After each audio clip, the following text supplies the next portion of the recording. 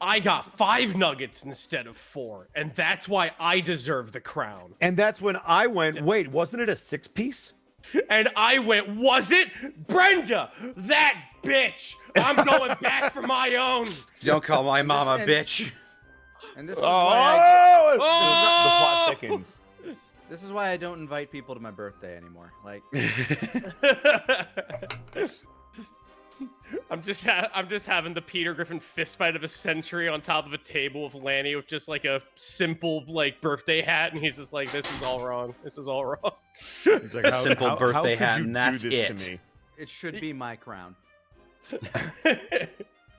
Unreal. Man, this Well, King it of the can be Castle if you update fight me is upon crazy. the mountain. Well, So I'm Hello. The people are probably confused because I'm not supposed to be here. yeah, there's a lot of things that are different right now. Things are always different. Oh It's my God, why favorite are you thing. here?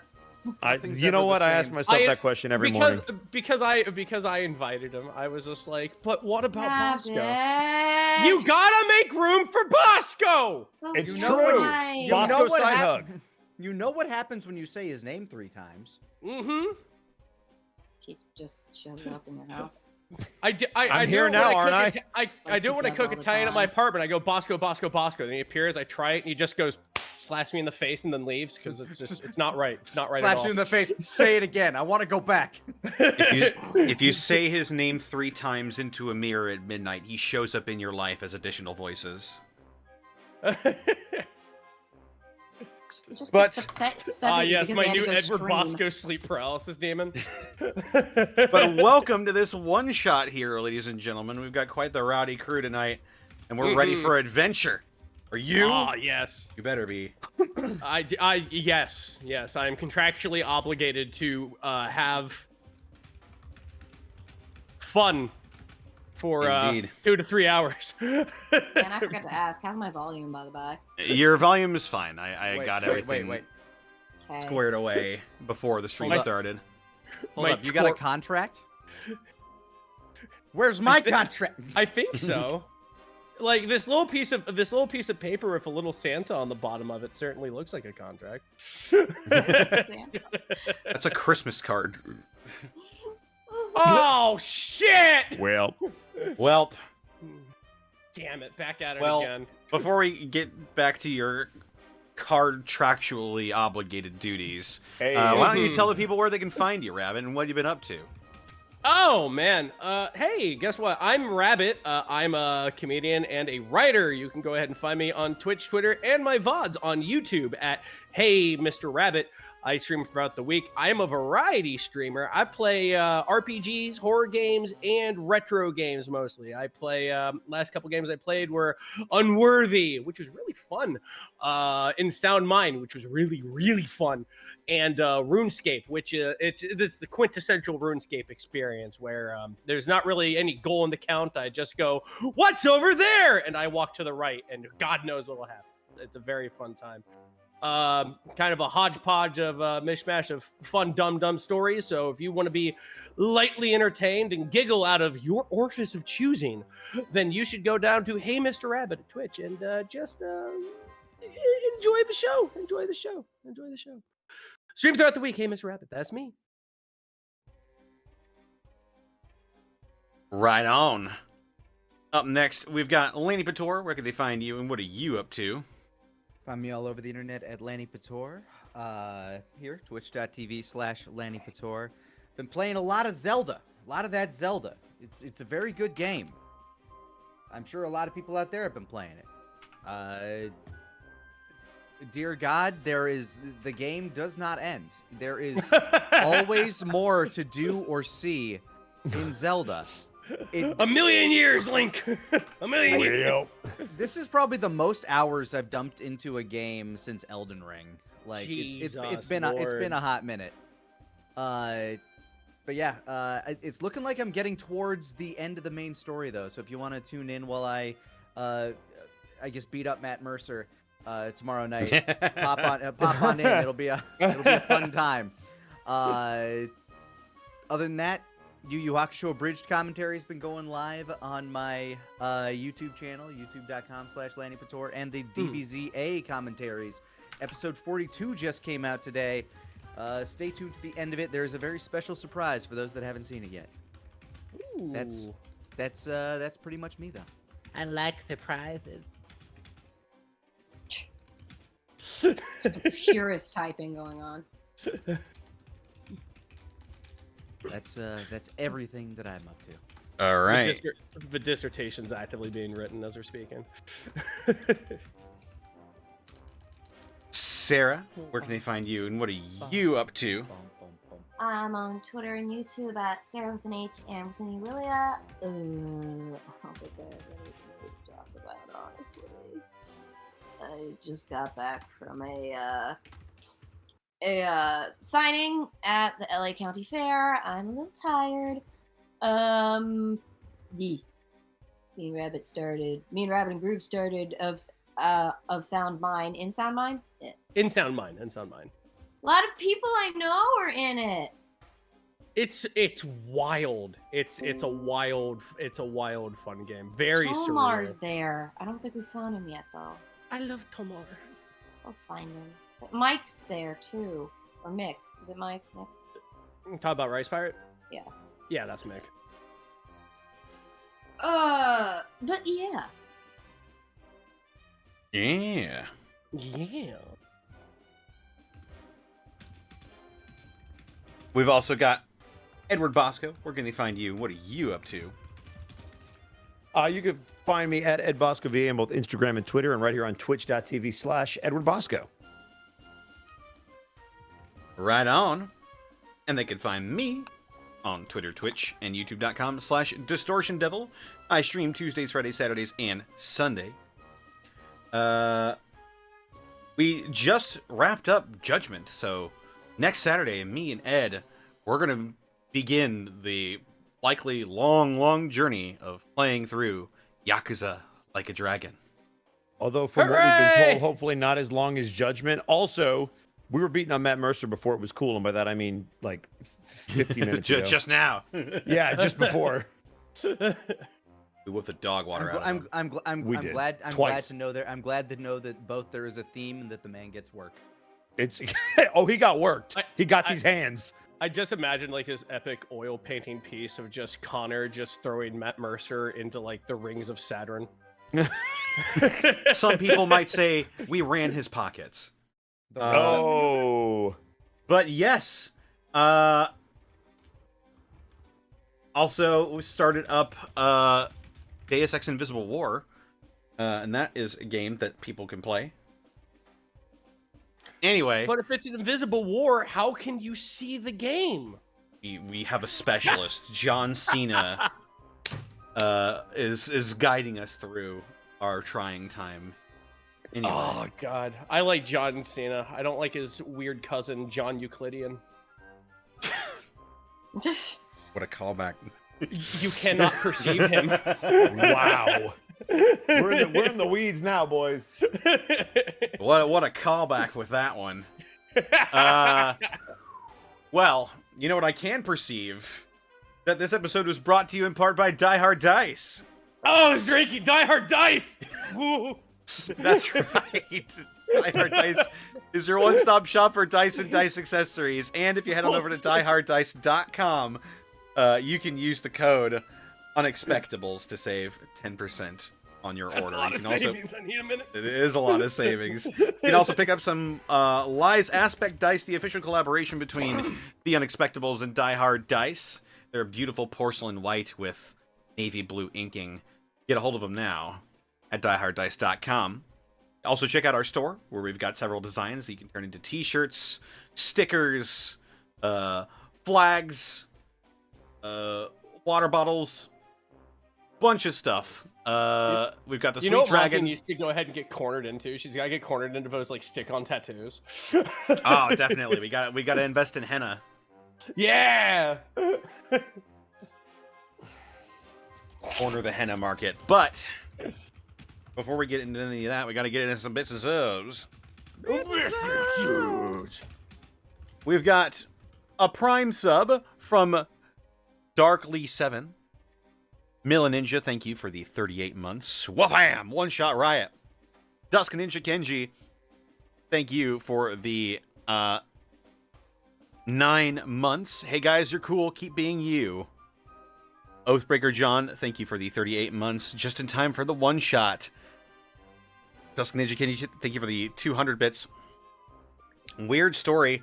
My weekly D&D game, my halfling barbarian was baking a chocolate for an elvish nobility and was only able to make 4 pieces. The DM suddenly suggested making my chocolate better by sacrificing 80 HP to enhance it, so I ended up making 4 pieces of blood magic chocolate shaped like bear totems. I have no idea what the forbidden chocolate does. The GM never told me, but it better be the best damn chocolate ever, or at least rich in iron.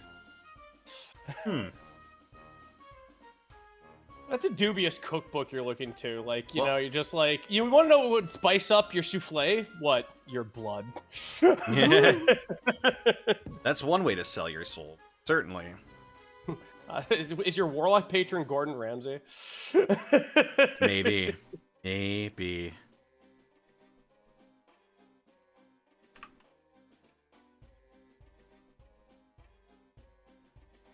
God, that's funny.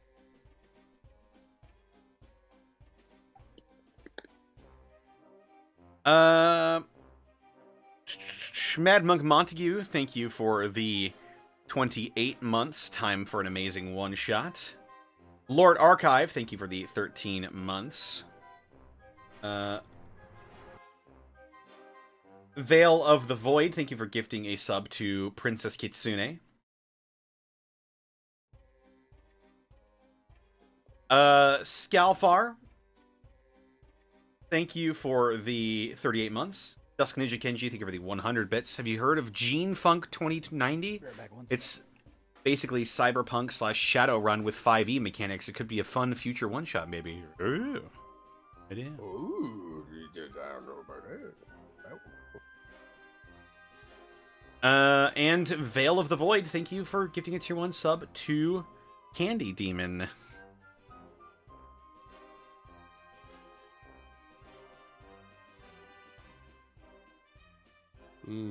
Candied demons.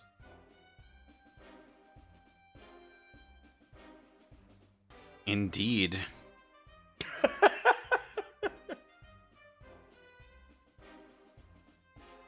I know that demon. I was forced to say nice things about them on my stream. Oh, at gunpoint? Not at gunpoint, at bit point. Oh, man. Ah, I see. I don't like it. I Not would at love all. that to just be like a tier, like every certain number of bits Bosco has to compliment you. That's exactly what it was. Oh, that's so funny. And it was awful. I don't know what this says about me, but one person on the stream was like, so how much do we have to pay you just to be nice for a whole stream? And I'm like, oh, God. You don't have to pay him. You just have to meet him in real life.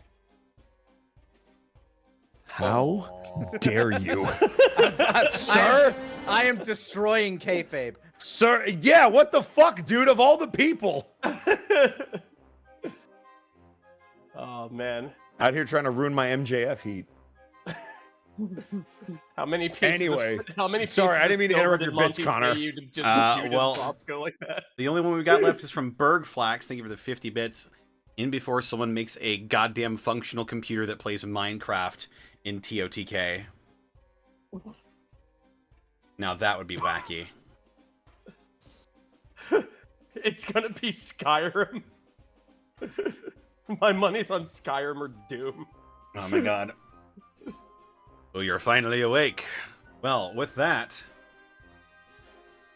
I think it's time we head on into, once again, World Eanchainn. Y'all ready? Later, Oh, chat. yeah. I'm ready. Are you ready? Yeah. Yeah. Then let us do this thing.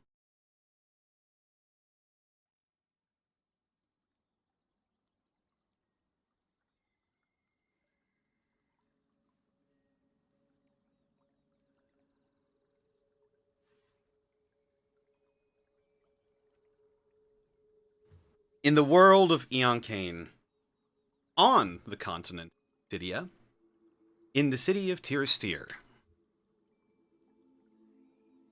a group of adventurers who found themselves shipwrecked miraculously made it to safe, dry land.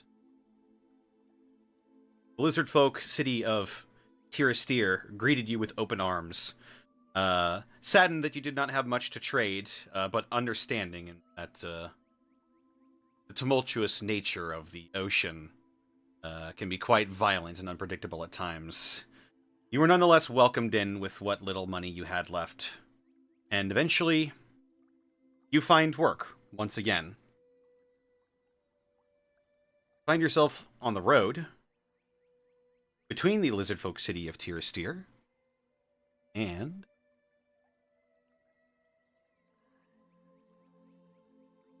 more map. Oh, I recognize this program. Ooh. yeah, the Dwarven Kingdom, or the Dwarven Hold of Nulbadum. No badoomch. Yep. Yes. I remember that. One Gunter Gilligan, the halfling, decided that this would be the end of his journeys for the time being and settled in for a longer stay in Tirastir. Possibly even... I do not do dry land. And your elven companion was needed in the capital of Lucidia, and departed your company in order to head further north.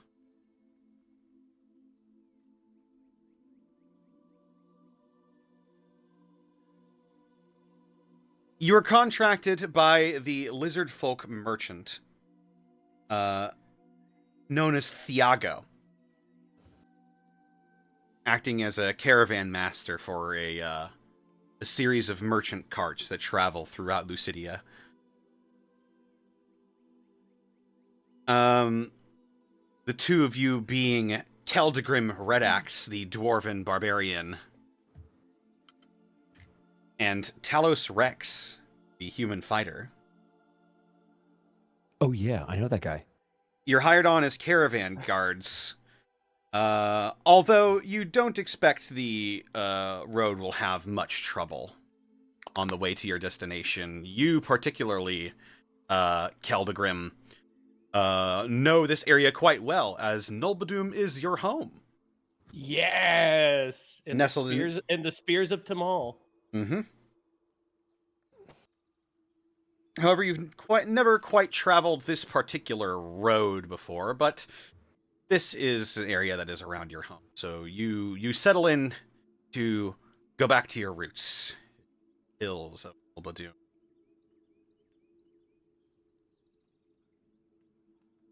And so you begin to travel.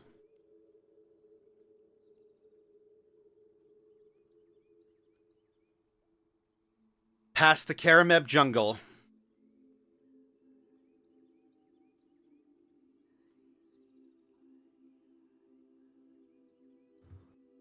Nearby the Serpent Jungle. That sounds dangerous. Heading into the Spears of Thamal. I wish we were going to the Candy Apple jungle. Yeah, right. Big black With them apple bottom jeans, the boots with the fur. No, it's still got snakes, but they're not as big. Yes. What's a tribe of the boots with the fur jungle? Uggs. The Ugg tribe of the boots. With The Ugg tribe. Yes. They speak perfect English, but they got great shoes. About 2 days into your journey, you don't see much out here besides a bunch of hard hills and scattered ruins that hinted at a more prosperous age of centuries past. Why don't one of the two of you make a nature or a survival check? All right. I'm gonna. How you got that right? I got a survival check. Nice. Do it. That's 8. Keldagrim, you're just glad to be heading back towards your home. You're just happy here. Just happy to be here, Keldagrim. Just kicking his feet back and forth, just like, I'm so happy. Oh yeah, he has a very warm, wide smile on his face as he's just marching. Yeah, your vision gets pulled towards the various wheeled carts of this caravan as something a bit interesting spots your eye. As sort of walking with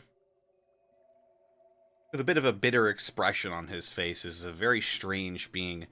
Lainey, would you like to introduce your new character? Where am I right now? You're walking alongside the caravan cart. Okay. So, what you see, rather hunched over, with crimson red skin and patches of coarse, oily black hair kind of shooting out of various points of his head. His very lumpy, bony, misshapen head as it's wandering, dragging two chains from its mostly rag-covered and naked body. Its legs are about maybe a quarter of its body's size of its body's 7-foot frame. Its arms seem to be about twice as long as its legs.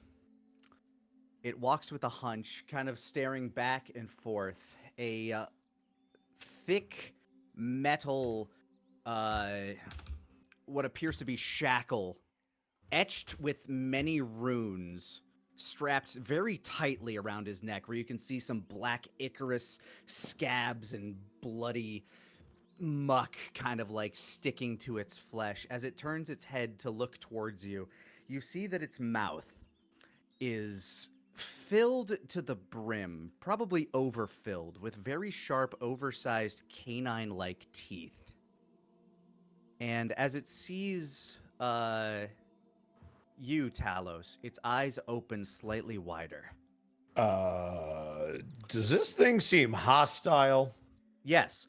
Okay, great, awesome. And its eyes betray that hostility. Its eyes with the oblong pupils of a goat. Yeah, I'm just gonna go.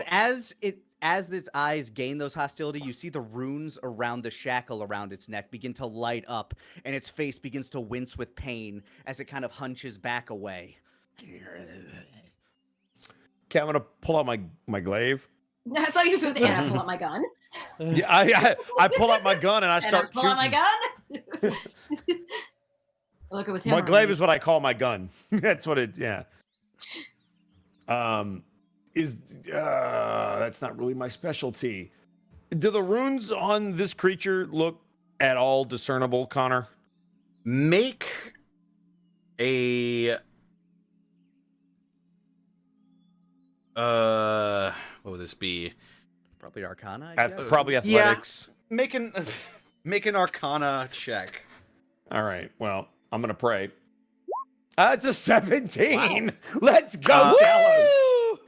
You look over the different chains and shackles and runes that are attached to this thing's various limbs, and as the aggression seems to build in this thing's expression, you see the runes light up a bit more violently, and it seems to cause a bit of discomfort. It hunches back in pain, as if like a convulsing pain is shooting through its body as those runes. Do these runes depict any kind of discernible language, or they just seem like random designs that light up magically? What languages do you speak? Not the one I probably need. Dwarvish? No, you wouldn't know. I didn't think so. All right. Well, it was worth a shot. I'm gonna. If only you knew a dwarf. Right? I was gonna say. Where are we gonna find one of those? Dang it! I'm gonna turn to my traveling companion. What is he doing right now? Me? Yes, you. I saw you stop. Look at I don't know, the Violator from Spawn, and Kinda I close.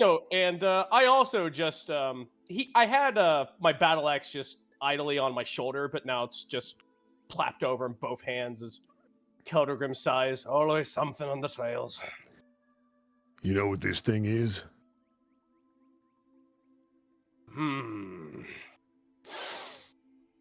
Aye. It's fucking weird, that's what it is. Yeah, but the runes, they magical. We ain't just messing with some random critter out here. Hey! What do the runes say, Connor? What languages do you speak? Dwarven and Common. You do not understand the language on the shackles. The runes of a make, not that I know of. In Dwarven, while we're talking, we should try to see if it can understand us at all. Aye, that might be the best thing. So reaction. In Common, I'm going to say, hey, you understand me? As it kind of like hunches back, the runes start to kind of cool down a bit around its neck. I speak the tongues that the master speaks. Right. And, look, we ain't looking for no trouble, so if you just leave this little old caravan alone, we're just gonna forget that we saw you. How's that sound? I can't leave the caravan alone. I am charged with its protection. I'm gonna turn to look to my my partner and in Dwarven Dwarvish say, were we expecting more help? Aye, not that I know of. I'll check with Iago, see what's going on there. Right. I'm just gonna stand at attention with this glaive while he goes to check. The creature just kind of looks you up and down as if gauging your frame and regarding you and your species as kind of a curiosity to him. So he looks curious about me more so than hungry right now? Probably an equal mix of both. Fair enough. Appropriate. I'm gonna let Rabbit do his thing and then I will address this. Oi! Iago! The head of Thiago, the caravan master, perks up and turns towards you. You see the form of a not well dressed, but for a lizard folk, he's wearing quite nice bone jewelry and rags that don't appear to be torn. He's a leaf-tailed gecko lizard folk, and he slows his pace as he walks back towards you. Yes, something you need. You are Keldagrim, yes. Aye, Keldagrim Red Axe. Were you expecting another caravan guard somewhere out here? Expecting... And he tilts his head and his huge eyes sort of scan back to where you came from. And he sees it and a look of recognition appears on his face as he nods. You mean Truck? Truck? That's his name, huh? Yes, he is. Under my command, you might say. He is paying a debt. And he sort of grabs at his wrist a similar sort of metal to the ones that you found bound to that creature's form, with the same sort of runic designs on it. Appears to be a bangle of some sort. Aye, I see. Truck eyes it with caution. I see. All right. Well, I guess that checks out then. Just from the way and the shock of it, Talos and I just figured we'd just check with you real quick. Truck. Make sure everything's on the up and up. Truck means us great harm. But he will not act on his impulses so long as he is under my control.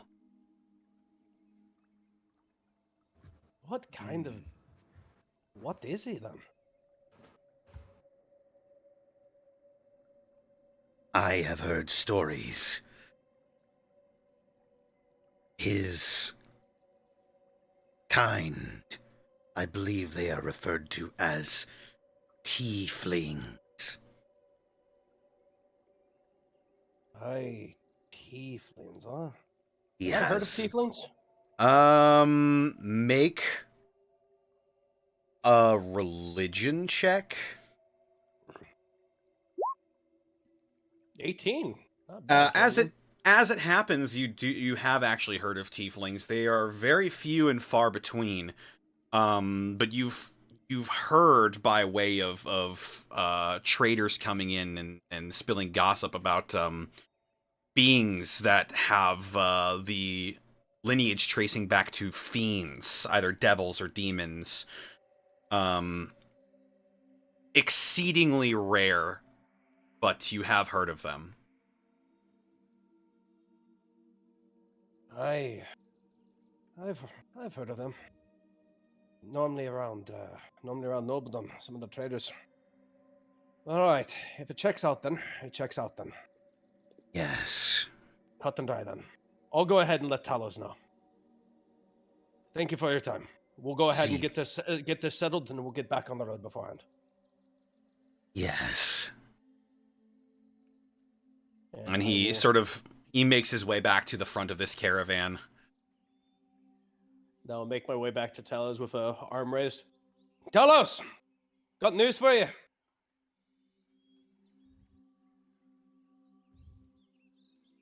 This feller's. Oh, go ahead. Oh no, I'll wait for you. I'll wait for you. You will see Talos kind of turn and look at you. But he will kind of keep his head half turned towards this thing to see out of his peripheral while looking at you. It's glancing at your neck. I love that we're just like, yes, the dwarf, the human, the Cenobite. Let's see. So I found out about him. He's on the up and up. Looks like his name's Truck. Looks like Thiago has a bangle of some kind. Same markings as the one on his little shackle over there. He's a tiefling. The hell's a tiefling? It means I am of the hells that you dare not tread. So you telling me we're gonna have to take this thing with us? Thiago went ahead and let me know that he shouldn't be causing any problems. So he should be fine. As the master decrees, I'm not allowed to hurt those that do not intend to harm me or my charge. But can I have your eyes? Like you want me to look at you or what? No, can I eat them? Keldagrim balks and then spits on the ground and then pats Talos' shoulder going, we should go ahead and just... Oh, this is gonna be be a fine with really this one. long trip. It doesn't. We're actually gonna do this. It doesn't have to be now. When you're done with them, maybe. Yeah, how about we talk when I'm done with them? All right, let's just move. You just stay on the side of the caravan, and we'll stay on the other side. I do not take orders from you. Could you? Then guard it as you normally would. I am. As you three have a tense couple of days on the road. And about not really sleeping that much, always on watch. This is a load of barnacles. The classic dwarven grimace for the rest of this. At about the third day's morning, you all begin to stir and prepare for another day of travel. You notice off in the distance, it seems that a bunch of foul weather is headed your way. as strangely warm winds carry a subtle scent from the west. A hazy orange light suggests that sunset is near, but it's not even midday, as dark clouds twist over the hills. Thiago orders all wagons to push on in hopes that shelter isn't too far ahead. As your pace begins to increase, a cheer goes up from the lead wagon, and word soon spreads through the caravan that a Steadholt has been spotted. A small cluster of buildings comes into view in the valley ahead. As the caravan approaches, you can pick out a large barn, several two-story houses, some outbuildings. Simple plank walls connect the buildings to create a large protected courtyard. The caravan pulls up to the large gates at the front of the compound, and a helmeted head peeks over the walls. You can't quite make out what Thiago is saying to the person, but his dramatic gestures towards the coming storm are unmistakable. After a few minutes of discussion, the caravan lurches forward into the courtyard. Wagon drivers quickly get horses loose from their traces and the barns or any sort of shelter they can find. The homesteaders are in the middle of their own preparations, but they take a few minutes to direct the caravanners to houses. You three, along with Thiago and the higher-ranking merchants, are ushered towards the largest house. They let me inside? That's nice. Not by choice. Barbarians. No, that's me. Thiago gets to tell you to do whatever he wants. We don't get really much of a vote. Thiago's got you on a tight leash. Yeah. As, Possibly literally. My bangle or my shackles do have chains dangling off them. Oh my god, he's the ghost of Christmas Nope. The ghost of Christmas Nope. They're very heavy chains. The chains that bind us. The chains. Like sands to the hourglass, this is a day of our lives. Sorry, so what happens after a couple of days?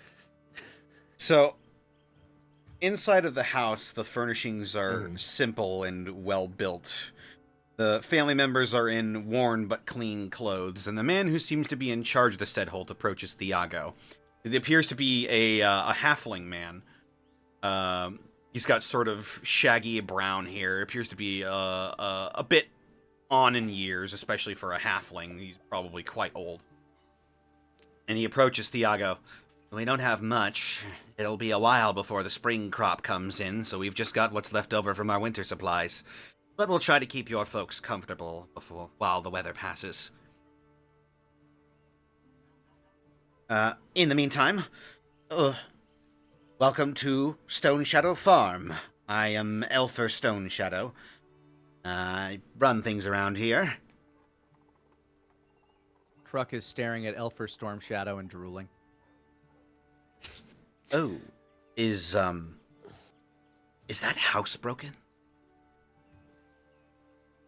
We're still trying to figure that out, and we've been with him for 3 days. Name's Talos. Thank you for your hospitality. Keldagrim Redax of Nobledom. Nice to meet you.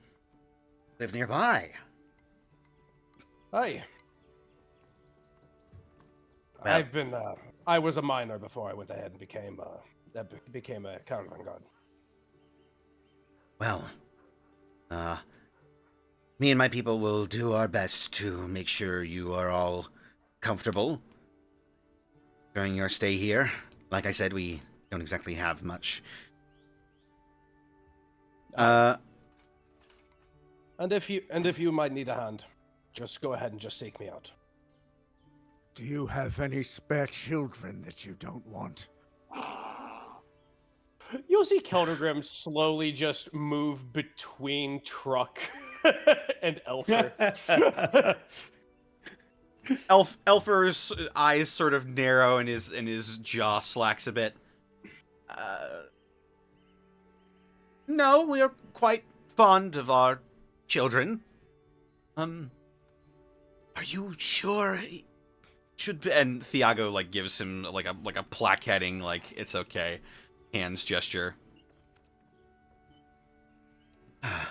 Right. Well, I suppose,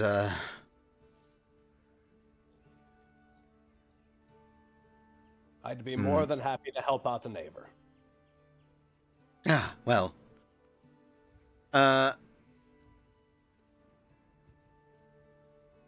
you are more than welcome to take refuge from the storm and in here.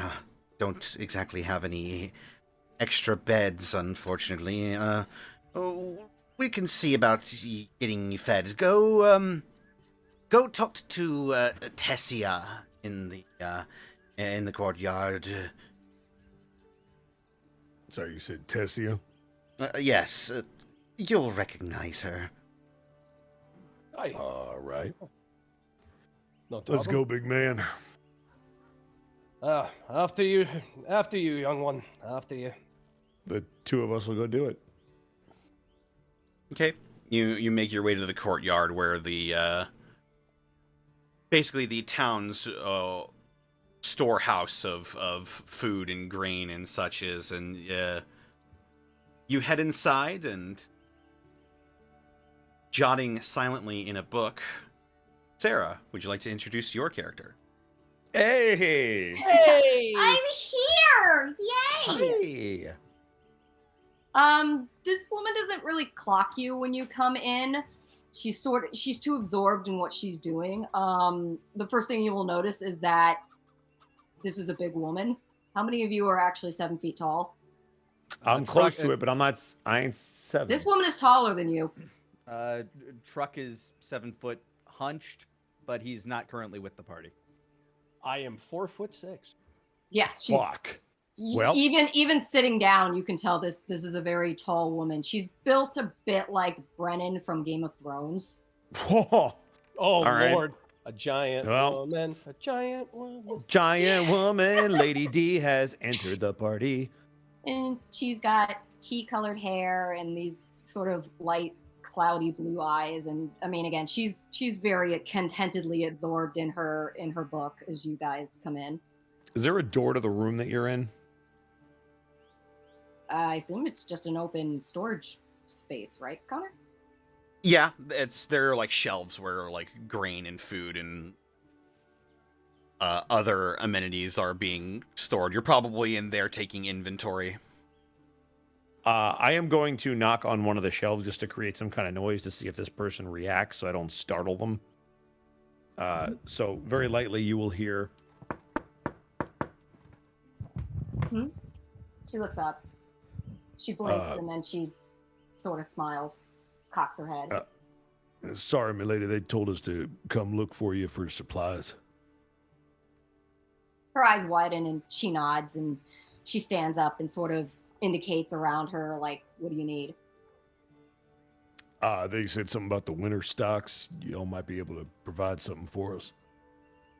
Connor, where would that be? You could probably ration out some food for them, a couple of meals, just like trail rations that you could compile together from the store in here. You could make some for both of them. Oh man, Bosco, we're getting the good granola today. Yeah, we are. Is that like just a bag of stuff, basically? Yeah, you would just throw together like a bag or a box or something and hand it to them. You know the situation, that there's a storm rolling in and that a caravan of people has pulled in to take refuge from the storm. How many days worth could I give them? Well, they're asking just to be fed for the day for right now. They're not expecting the storm to last long, but it does look pretty violent. So yeah, probably just a day's worth of. Yeah, she stands, and again, full height. She's tall. She's very tall. Like, like the shelf she can reach up to would probably be one that a person my size would need like a much taller person to get to, but she's just like whatevs. And she sort of like debates on it, and she portions it out, and she hands one to you, Rabbit, and one to you, Ed, and does a sort of little smile and thumbs up, as it were.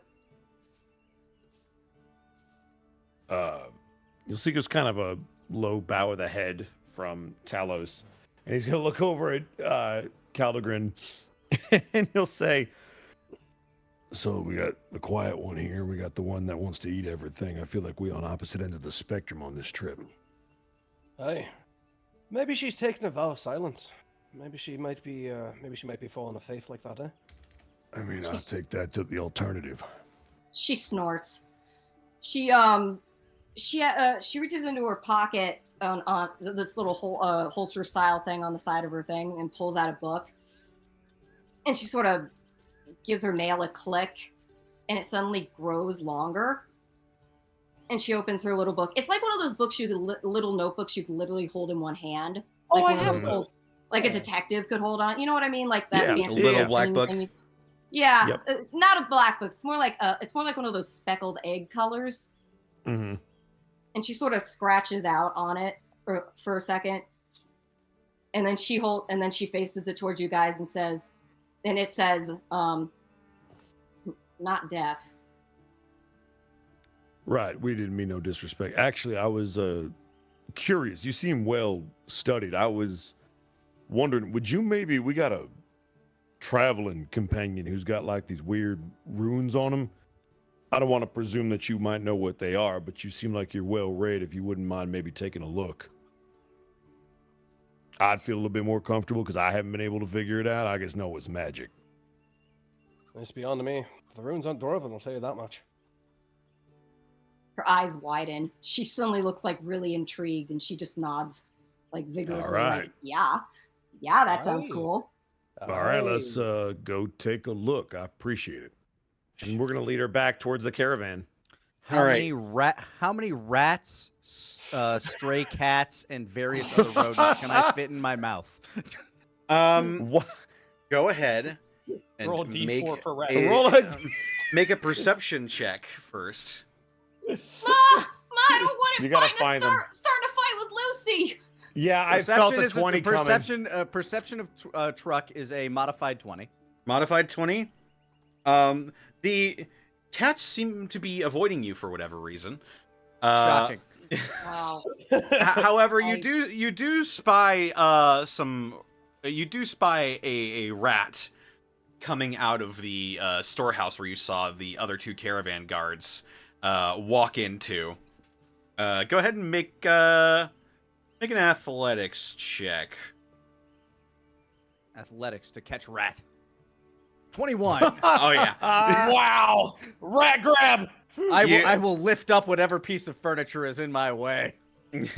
You reach out and with a deft hand you snatch the rat off of the ground. It squeaks a few times in your grip. I let it squeak as I slowly lower it towards my mouth. My gaping maw of gnashy teeth. I splendor in its suffering. And suffer it does as you, I assume, eat it whole. I might save the tail to tickle myself with later. Okay. So yeah, that's what you walk in on. Yeah, you see your fellow caravan guard, a bit of blood trickling out of the side of his mouth, and a fat rat tail in his hand. Crunch, crunch, crunch. Well, madam, let me introduce you to this. As I hold my hand out at Truck. Truck turns his head and his eyes, one after the other. One moves to you first, then the other one.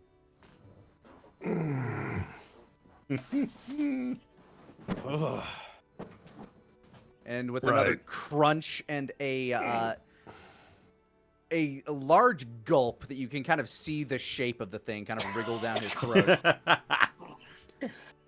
You see the vague silhouette of a rat. A mildly disfigured rat. I tell you what, I miss the other ones already. Anyway, this is our friend Truck. He's been traveling with us for a while. His eyes widen.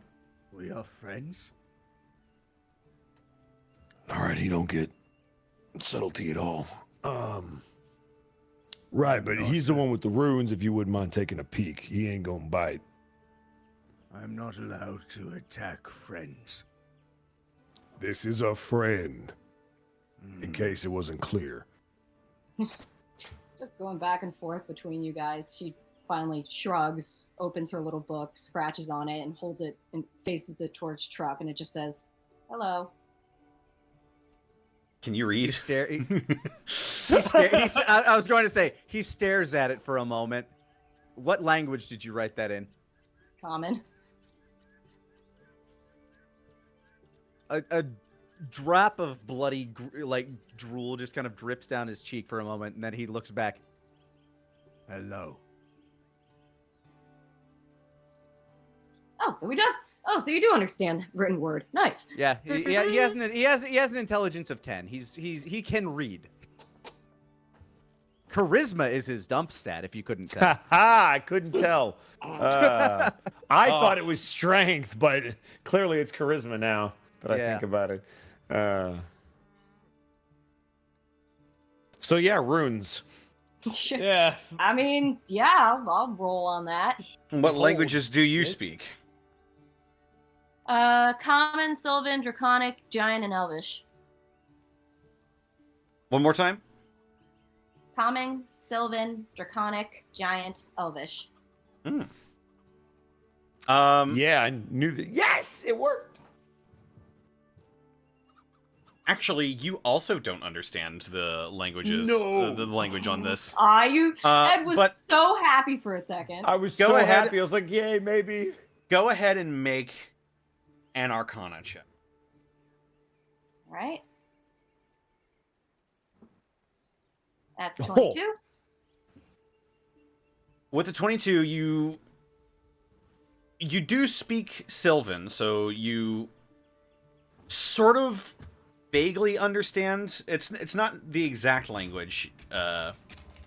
It's not the exact language that appears on the shackles itself, but you do recognize a couple of runic patterns that appear, and you can identify it as Elvish make, as these shackles appear to be made of a magically conductive metal, and judging from the glow within the runes, you deduce that they are meant to be sort of a they're meant to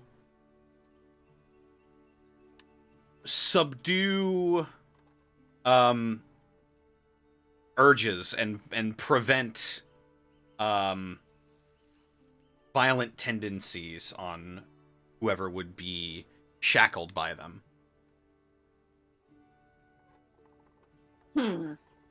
That's a lot of information for me to try to impart. And she knows that. She almost frowns at that. And she sort of thinks for a second. So Connor, the runes are basically just... You identify them as Elvish. So first, what she does is she turns to you two and she thinks, and she starts scratching in her little notebook, and then she turns it towards you. And instead of any words, what you see is like a very crudely drawn looking rune, an equal sign, and then a very crudely drawn elf. Oh, I see. It's halfling. Halfling? Is that a halfling? Keldagrim, is that a halfling? Truck points at his collar. A gold piece on Talking- Elven. Are you talking about my bindings? Yeah. Aye. They stop me from being me. As you say that, she was furiously scribbling, and then she stops, and she just has this look like, "Aw." But then she shows you to her book again, and yeah, it's like a crudely drawn picture of him without the collar on, and like a little thought bubble that has like an face on it, and then another picture with the collar on and the thought bubble, and that one is just like all peaceful and like. Oh. I have had many masters over the years. My first master was great. He let me eat and kill and tear at my leisure, but he was killed by a hero. And then they bound me. And now I can't do that anymore. Unless I am attacked, and then it's a good day for me. Keldagrim takes this moment to go ahead and count the exits behind him and the windows. I'd like to see where the lights on the floor lead and whether or not the closest exit is either behind me or in front of me. Just silently counting points of egress. Tessia like scratches something out and then shows it to Lonnie, what's your character's name again? Truck. You have not been properly introduced to Truck, so you would not know my name yet. Yes, I just refer to him and she's as written down, but not friends, right? I am not allowed to eat friends. Thanks. Unless I am given permission. Look back to Talos. Sorry, yeah, look back to Talos. You know, hey, why does he keep looking at me? Why doesn't he look at you? Talking to Keldagrim. Probably. Are you whispering? Yeah. I'm going to attempt a perception check. Go for it. Go for it. That's a 20. Yeah, you hear it. Yeah, you hear it. The ears of God. It's because I've only heard of your kind. I've never seen a human. I've never tasted one. Talos is going to switch to Dwarven. I'm getting real tired of this real fast. That's not fair. In Dwarven, I'm going to say no. No, it ain't. Keldagrim will shrug. I don't know, what can you do? I mean, you did say that. He did say that, and it's true. You are a rarity.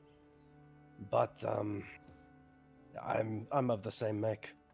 Trying to make sense of it's one thing, but at the end of the day, he seems to be a weapon bound, and he said his last master was slain by a hero, which means, he was probably the tool of some kind of horrible infernalist.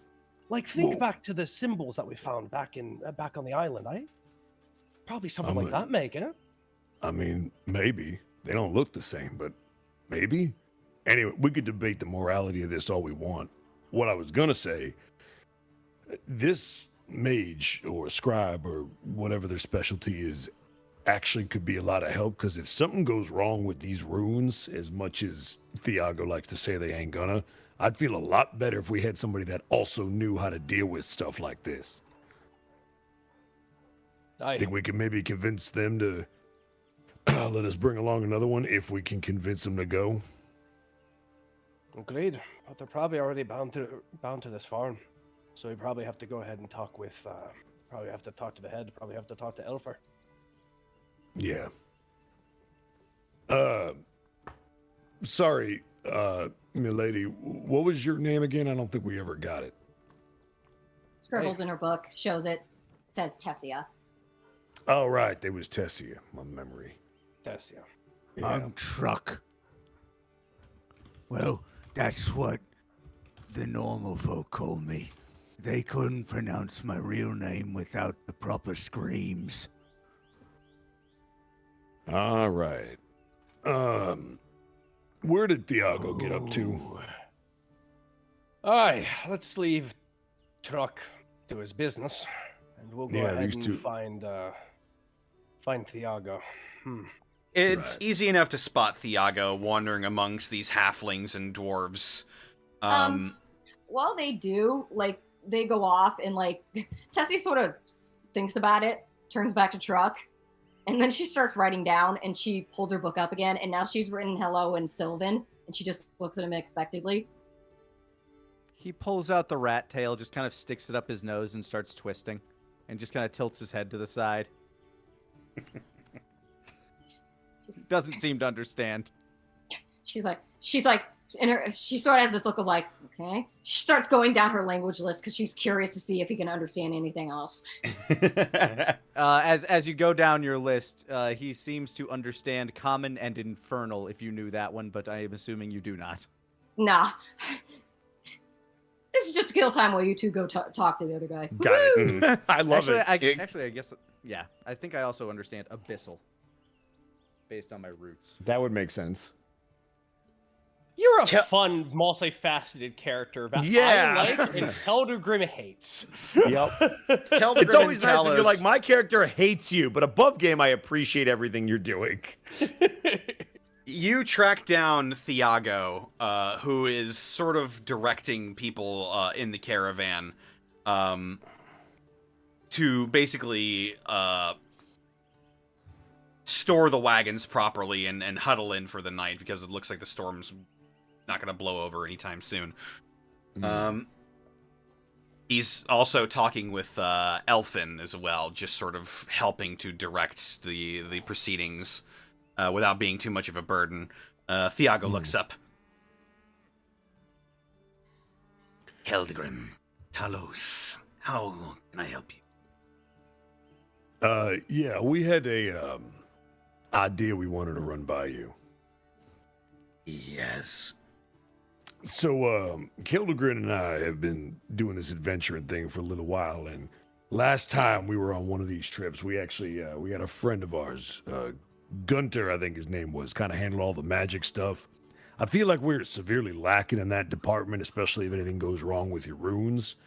That being said, Tessia, the person they told us to get in contact with, seems to have a good mind for that kind of stuff. Also, kind of a traveled, or at least academic kind of mind. I don't know. But I thought it might be useful if we had an extra pair of hands with that skill set. A little bit more insurance never... A little bit of insurance never stopped anybody. Yeah, I mean, we could probably take Truck, but better if we can just contain him should something go wrong, rather than have to kill him.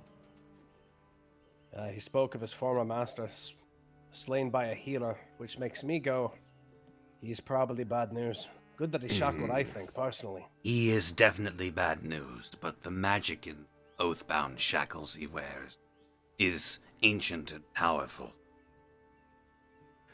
Well, I still lead on my previous point. We don't really have a magic specialist, and assuming this person wants to come with us, I think we could use it. He looks down at Elfer. I assume you mean Tessia. Yeah, smart Right. girl. Silent, but nice. Yes. Big, but silent. She's in from the capital doing a small bit of scribe work for us for the time being, but she's as stormed in as any of us around this time. She's not really mine to give leave to offer her services to you, but if she would like to go with you, then she's perfectly free to. Ah, fantastic. That's all I needed to hear. I figured we'd check by you. Didn't know if she was under your employ or not. In a manner of speaking, yes. Golda, make sure we roll out some extra bedrolls. And he like points over to a dwarven woman who's like hauling supplies.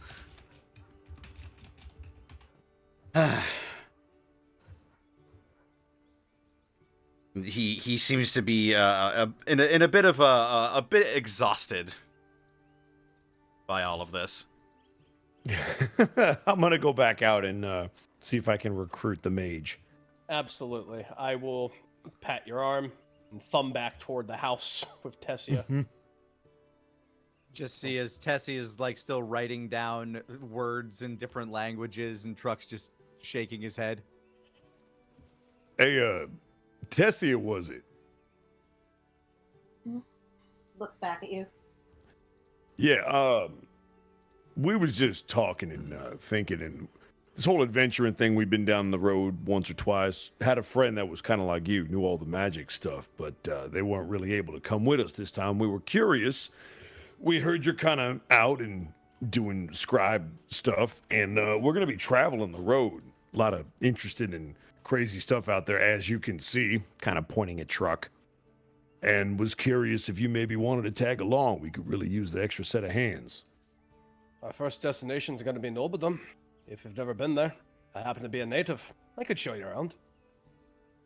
Her eyes kind of get like anime wide, and she like gets her book and it's like scribbles furiously for a second, and she shows you, and it's this big smiley face for a second, and then suddenly as you watch, the smiley face starts to shift and it turns into a frowny face. Oh, that's a fun trick you learned.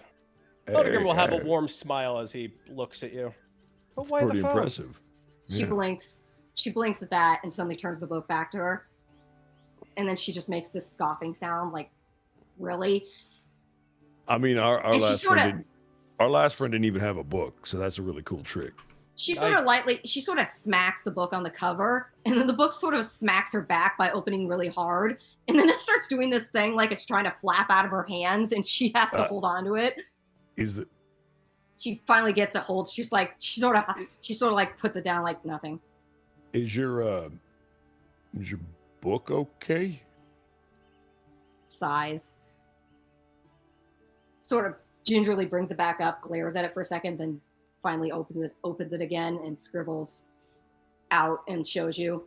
It doesn't want to leave. Book suddenly shoots out of her hand and flies up into the air onto the ceiling. Sort of hides there. The book doesn't want to leave. Shakes her head, raises her hand, an ethereal mage hand pops out of her palm, goes up, grabs it, and drags it back down. It's like trying to flap away from her like a bird with a busted wing. Oh boy. The book doesn't mind. I really shouldn't be surprised. I'm going to get some sleep, and then we're going to hit the road once this storm's done rolling on through. But, yeah, you're more than welcome to tag along. And, Keldagrim, you're more than welcome to stand here and figure out whatever these two going to do the whole night. Absolutely. Truck pulls the tip of the rat tail out of his nose and starts licking the viscous fluids off of it. I will look at Truck, and he has a serious look on his face. Will you be able to rest? Will you be able to rest? Can we sleep comfortably? And you won't assail us? I'm not allowed to. Besides, I'd like to see him dry as he's walking away. Is that permission? Does that count as permission? Scribbles in her book, shows it to him. No. It does not. I just want to make sure that we can rest comfortably. You're going to behave, eh? Kind of like slumps down on his short legs and curls his long arms under his neck. Sighs, bites the tail, and crunches on it. Aye, fair enough. Don't be causing no mischief. And I will look over to Tessia. Take the rat tail out of my inventory. It is now consumed. The rat tail has been consumed. And my God, Lanny. And I will look over at Tessia. And before I get to rest, is there anything you be needing? Does your book need time to process, I guess? Sorry, being from Nobledom, magic, dwarven magic's a lot different, you know. No flying books. She smirks and she legit just does this little raspberry sound like, and she, despite the fact that it sort of like slaps at her a tiny bit when she opens it, she sort of just ignores it and scribbles again with her nail. And she just turns it around and it says, "Just being stubborn. Don't mind him." It's like a wee young one then. All right then, I'll give you time. Well, if you need me at Talos, you know we'll be shackled up. Good eve to you. And I will go ahead and hi ho, it's off to sleep I go. You head into Elfer's living room, which is where your designated sleeping area was going to be. And just as you're about to begin settling in for the evening,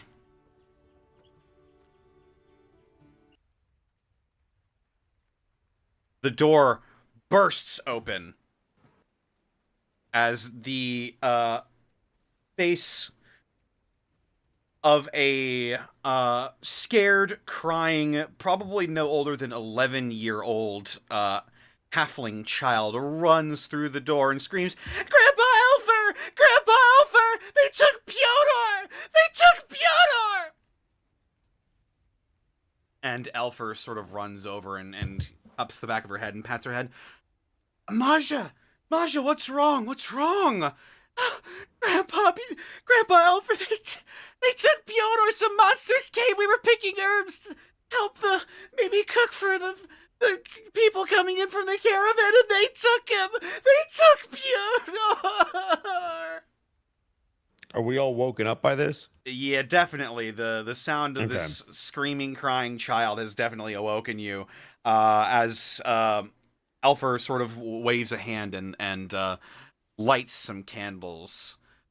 Talos is going to kind of shake the sleep out of his eyes for however long he was able to put his head down and start heading in that direction to approach the two.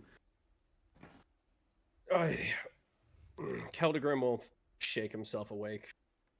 And then Truck will stand in the corner of a room. Where do I sleep? Where do I sleep in this place? Whee. You would probably be rooming with one of the families that live in this Steadholt. But the screaming and wailing of this girl Maja seems to have woken a lot of people up, or people were barely even getting to sleep at this point when Maja sort of stormed in. And her crying has sort of caused a small gathering outside of Elfer's house, and you would probably be included in that. Talos is going to just kind of drag himself towards the gathering. I heard something about monsters. What's going on? I heard herbs myself. This small halfling girl sort of is like rubbing at her eyes.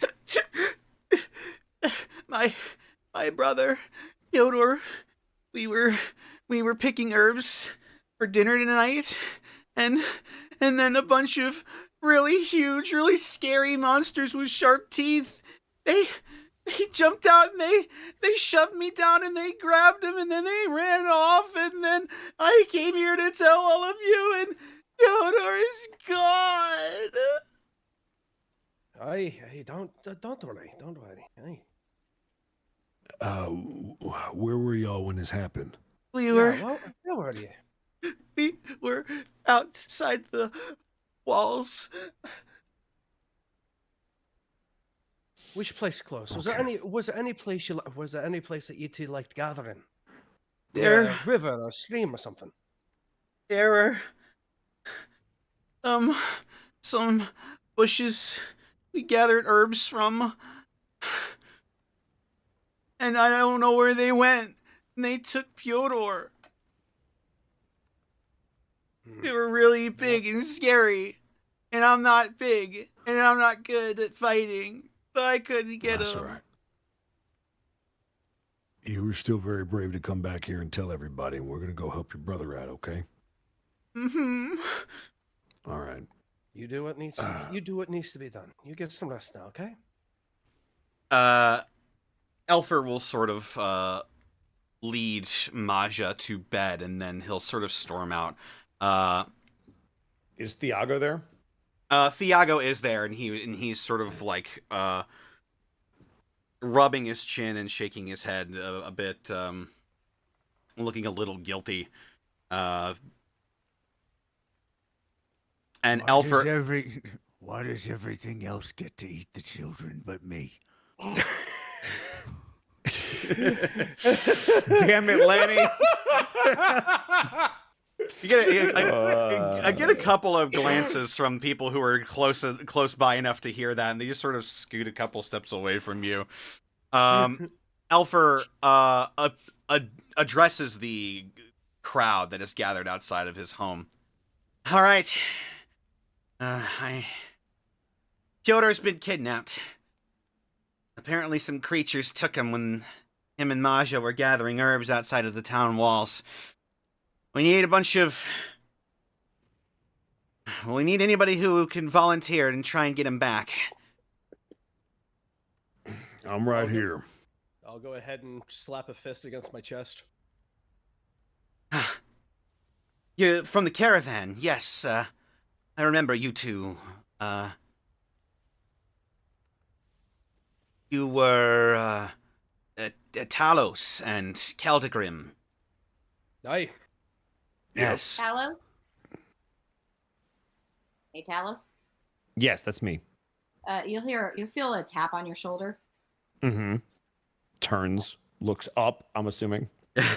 Well, you can look forward, but you're just going to end up. I'm gonna end up with a lot of cleavage. Yep. Eyes Yeah, are up got here. you. Eyes are up here. Yeah. I'm looking. Yep. Looking up. You get the animate boom sound. She has her book and she's got it open facing you, and it says, "Job start now." This is a little bit of extra credit, but yeah. Thiago, I'm permission to borrow your friend. These things could attack the caravan. We might as well handle it now. Truck is not my friend. He is my indentured servant. But you can call him a pet for all I care. I just need to use him. he is quite useful in a fight. I was about to suggest that you take him along with you. Truck!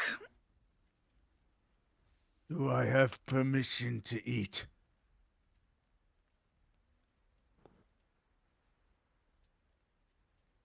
You will listen to these people. His teeth kind of chatter as he's looking. You will listen to these people until you return.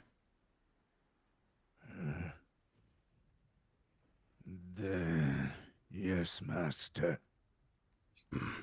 Tessia will finish scratching in her book, and she'll come over to Truck and show it to him, and it just has the words "eat bad guys," and then like a picture of you drawn very, very poorly, crouching over like a bad guy, a dead bad guy with like X's for his eyes. And as you watch, the book starts to animate it, and you're literally just like viscerating this thing with your mouth, like taking it in your mouth like a dog shaking a toy.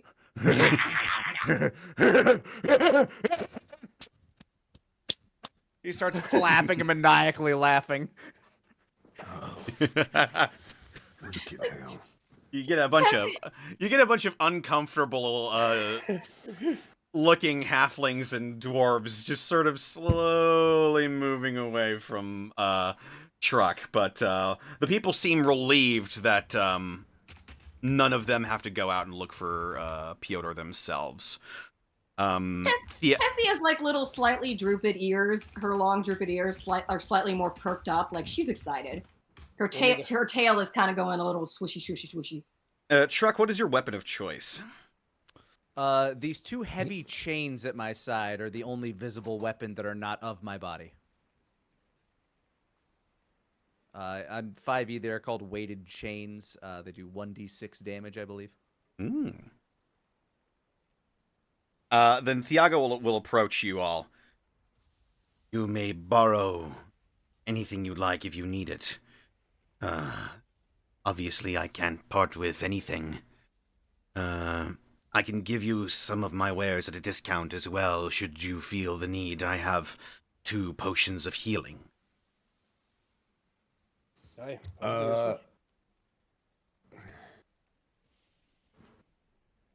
Yeah, looking at his lack of literally anything, he's gonna let Keldagrim handle this.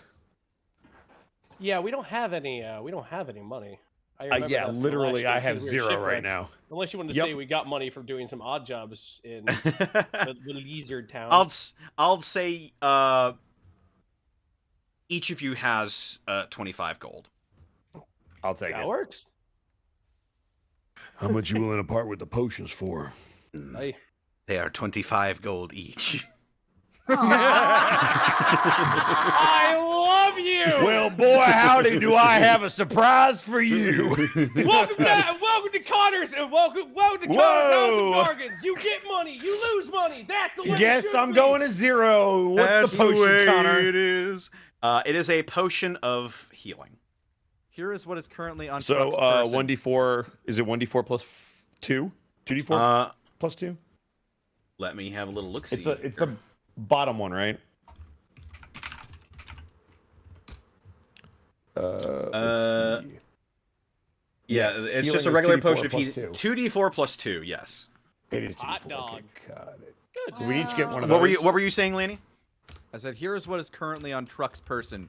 Weighted chains, shackles, old chewed bones. Bosco. Surely these will come in handy. Yes. Bosco. Yes. No healing? What do you mean? No healing spells? You're not able to. If I could, I would. Oh, okay. But there was a spell I would have loved to have given you, but I was not allowed. I have a. Shut up, Reveal? Connor. You literally asked me during judgment. I know. I was like, "Can I use any spell?" And he was like, "Not from here, here, or here." So the one healing spell I could have given you is not allowed. So Why, Connor? Why? You're not exactly a healer class. Lol. yeah, but Lol. they're slowly changing that. Lol. You'll be fine. Yeah, You'll be that's fine. the So answer. Lol. you buy both of the healing potions off of Thiago. Yes. Yeah, that works. Cool. Now we need a starting point. Now she did mention something about bushes outside of the walls. Elfra, would you happen to know any place that the kids like gathering herbs? Yes, I can show you where they usually gather. All right, come with me. And Elfer leads you out past the village's walls as the darkened clouds of the storm lie threatening on the horizon. And this is where we're going to take a break. Hey. Woo! Wondering about that. Goodness, already? What is this, jet set? Dun, dun, dun, dun, dun, dun, dun. Good set radio. Kitty Set Radio. Also, welcome to the Bosco halftime show. What's up, guys? I'm gonna go bathroom. Do it.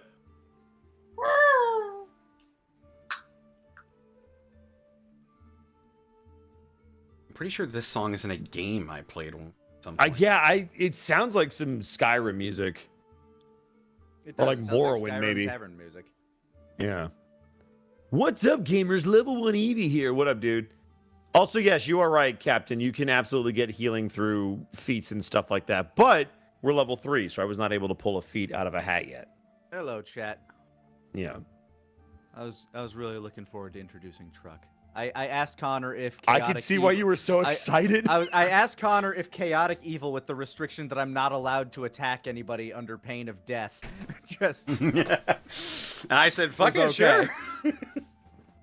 I mean, hey, man, it's hard to do chaotic evil and make it work, so props to you both. Quick, catch me up on literally everything. All right, well, do you remember the first session of Shipwrecked? Because if not, we're going to have a longer talk. Otherwise, you should be caught up. What did you miss? I'm glad you're enjoying it, Evie. Good to have you here. in that session, I played a character that only mildly disrupted the party. Only slightly, but not nearly enough to cause a lot of damage. This could be real bad. Who are you? Ah, fair. I see we start at the beginning. Fuck you, Zen. All right. River Rat, thank you for the 10 bits. If somebody doesn't say you got hit by a truck, I will be very disappointed. That's some low-hanging fruit right there. I'd sooner call him a mother trucker before I did that.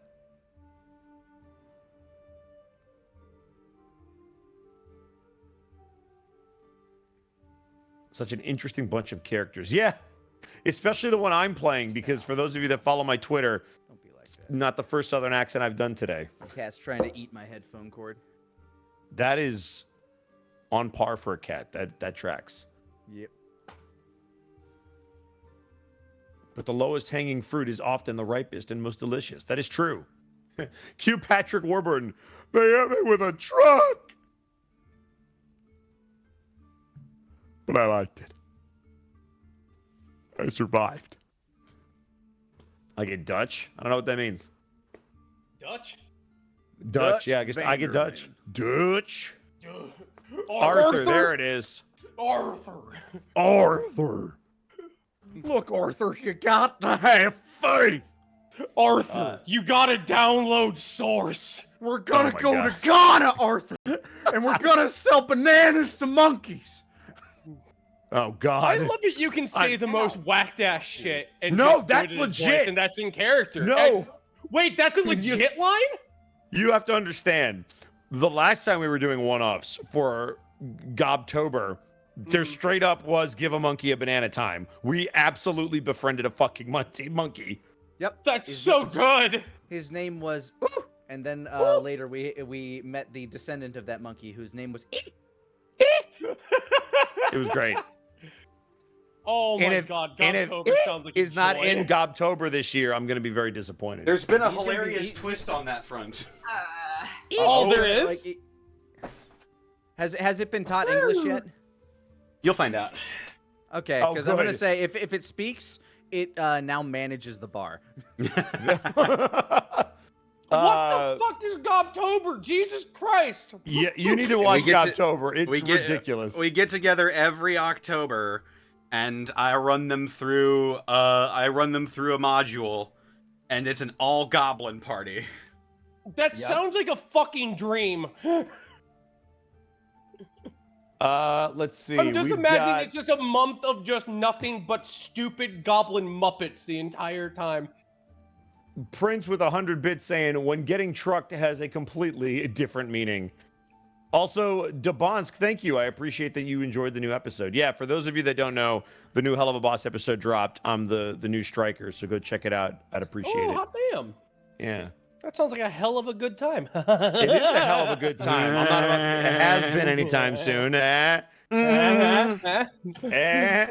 Oh God, I'm so funny. I don't get it. Yeah, I'm so funny.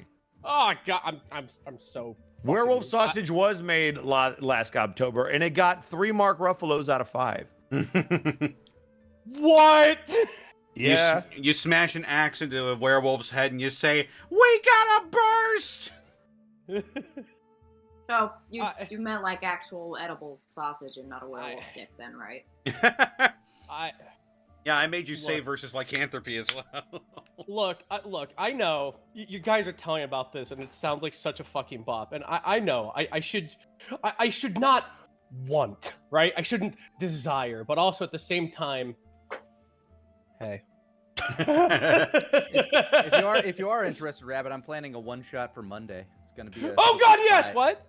It's a super spy type thing. A super spy type ooh. Yeah. for Monday? Yeah. In fact, anybody in this call who wants to join, it would be 5 o'clock Central Time Monday. Just list one of your allied power, like World War II allied power states. Ooh. And I do something at, was it 8 or 9? I think it was 9. You're gonna have to explain this to me more later. So if you said it's going to be incredibly off the cuff. Basically, you're trying to stop Hitler from gaining some supernatural power. So Wowzer, that sounds fun. Tell me more about it later, because I'll see if I can't fit it into my schedule, because that sounds fun. all right, anybody in this call who's interested, message me and I'll tell you about it tomorrow. Rad. I'll give you a reminder before I go to bed tonight. So Indiana Jones, it's during the 1940s, so yeah, ish. No, it's Illinois Johnson. It has to be legally distinct. Illinois Johnson and the Temple of Nice Things Not Going Well Very Often. Sounds like one of those Bollywood movies. Are we all back? I never. Yes, I am back. I am back. Rock hungers. I had a cookie. Ooh, I had a pecan sandy earlier. That was always a good time. I always like pecan sandies because it's just like grandma's cookies every time I bite into one. Very good.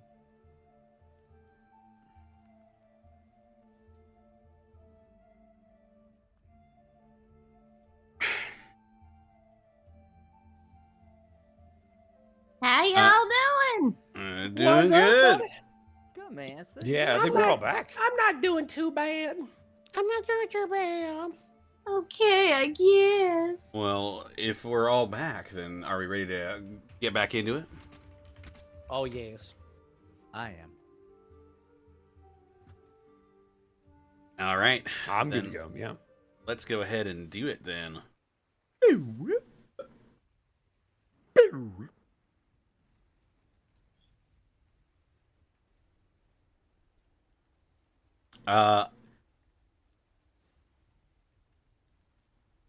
Elfer Stone Shadow, the patriarch of Stone Shadow Farm, leads you past the walls of the small Steadholt,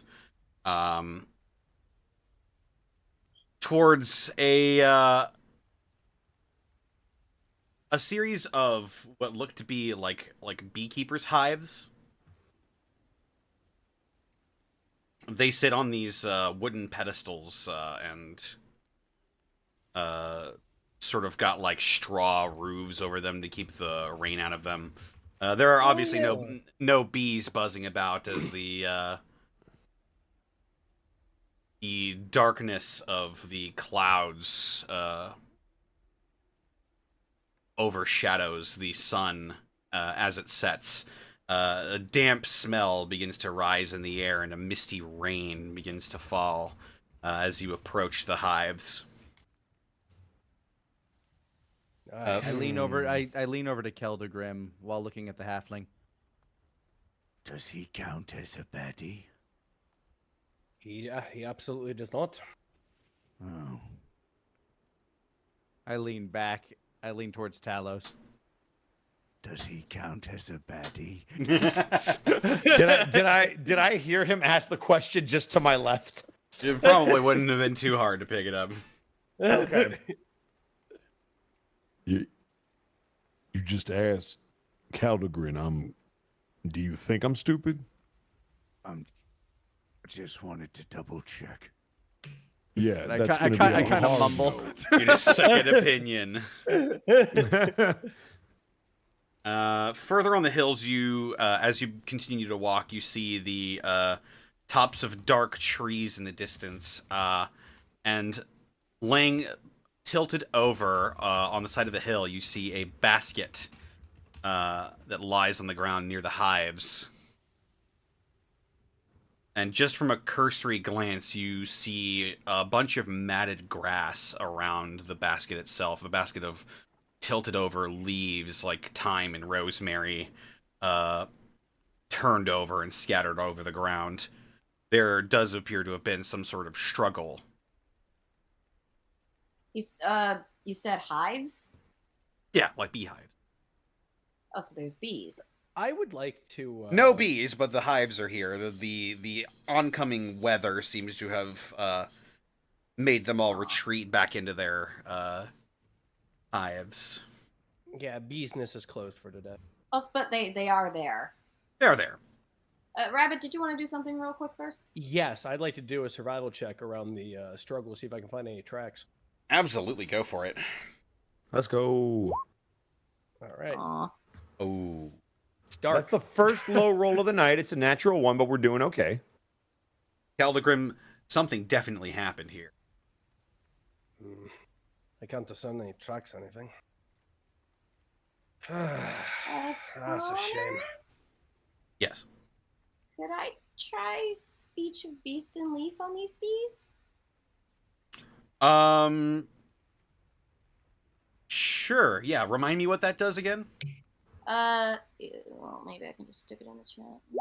Yeah, there it is.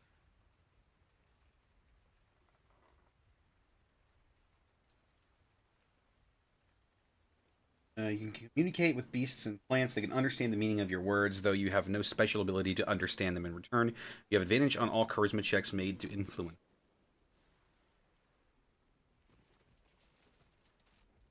Yeah.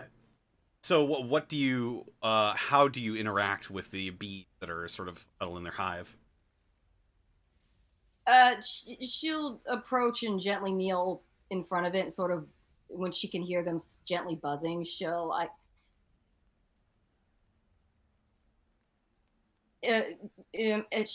starts to whisper very, very softly, like it's almost indiscernible, and she's sort of just like indicating, I'd like to see if they would like show us where the boy was taken.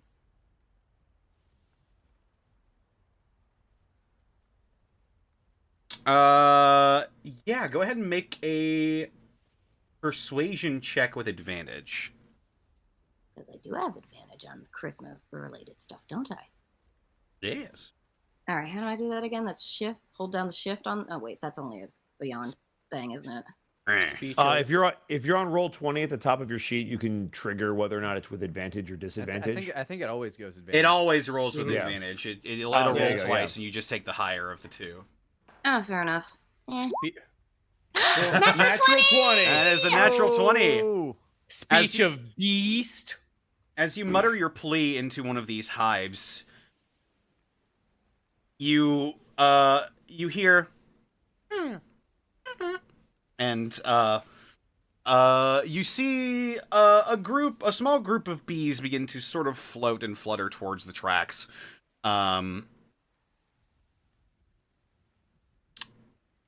And they sort of begin to fly around your head, Keldagrim, and around your head, Truck, and seeing as you're agitated a little bit, they swoop down towards the tracks, and you Tessia here. And they begin to fly off into the sort of dark trees just over the hill. Tessia very quickly scratches out like an arrow on her little book, and the book animates it to start blinking, and then she takes off after them. Hey, don't know what you did, but thank you. And I will foot off behind Tessia. Truck kind of gets down into an ape-like stance and starts running like a gorilla. I'm just gonna I'm just gonna bring up the rear at this point. All right, you begin to follow this small pack of bees off into the woods, and the rumbles from up ahead grow ever louder. You find yourself in a thick set of woods. Oh, hang on, gotta access my notes. There we go.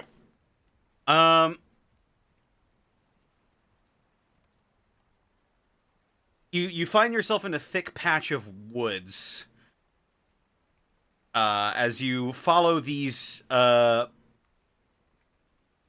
bees sort of into the further in, whoever wants to can go ahead and make another survival check. I'll make a survival check. Yeah, I'm hungry. That's an 11. Boy, we're that's a 9. Wow, not great. That's 11. actually all of you actually succeed though. Oh, haha! Oh, all right. Cool. Except Talos. No, fuck off! No, you said what you said. You said what you said. I did. All of them succeed, not you though. Fuck!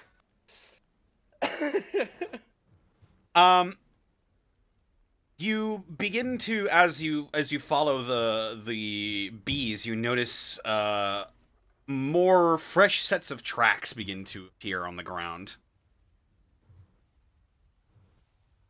However, the further you follow these bees, the storm begins to pick up even more as thunder rolls overhead and rain begins to pour down through the trees, and you all quickly become soaked as you continue your search for this lost child.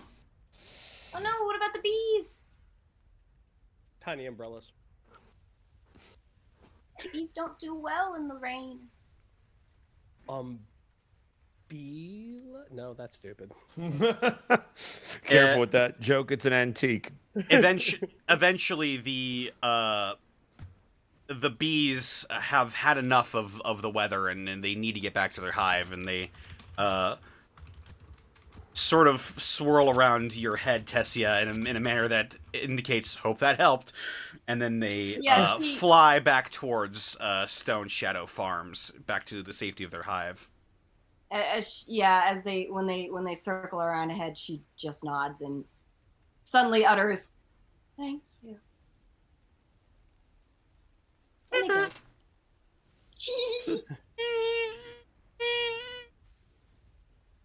And they fly off. At this point, the storm is in full-blown gear, as it's just a blanket of water and wind that is threatens to overtake you. It's hard to see at this point as well.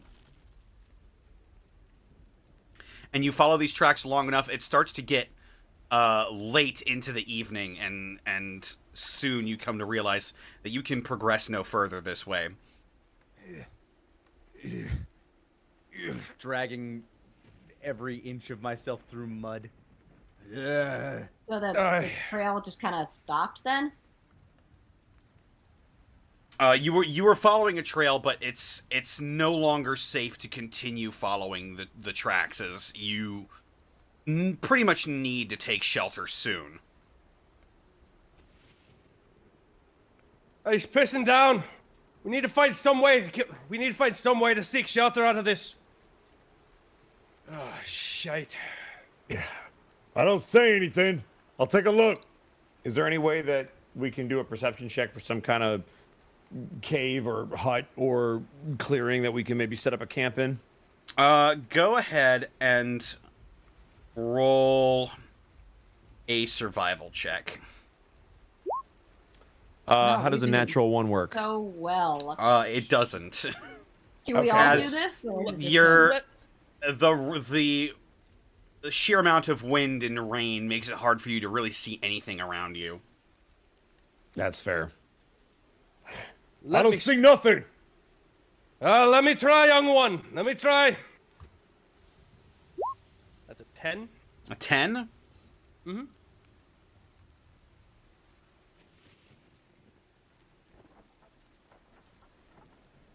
Let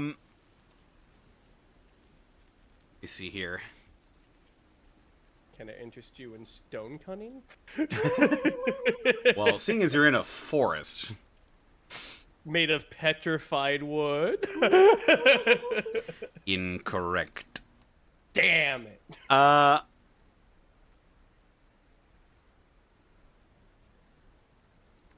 You see a sort of a heavily a particularly dense patch of trees, right in the middle of which looks like it is a little bit more dry than the rest of the surrounding woods. You could probably wait out the storm there without really fearing from the elements there. Young one! There! And I'll point toward the drier part. I see it. I'm gonna start moving in that direction. Yep. Truck, make your way toward me! Follow me! Okay. Out of curiosity, Truck is going to roll a survival check to see if there's a better place, but he will not bring it up unless asked. Okay. 13. Probably not much better. Yeah, you basically get the same thing. Like you look around, and this area that you're all heading towards seems like your best bet. All right. Can I try? Sure. Yeah. Same thing, pretty much. Forest it is.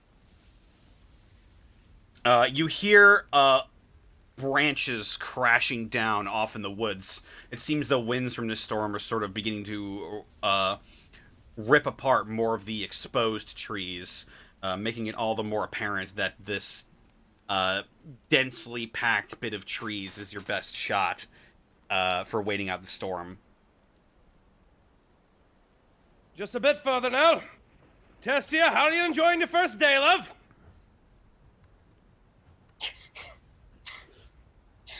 In response, you suddenly feel a wet plop on your head, and if you look, her little book is like just sort of like plopped onto your head. And then it goes back to her.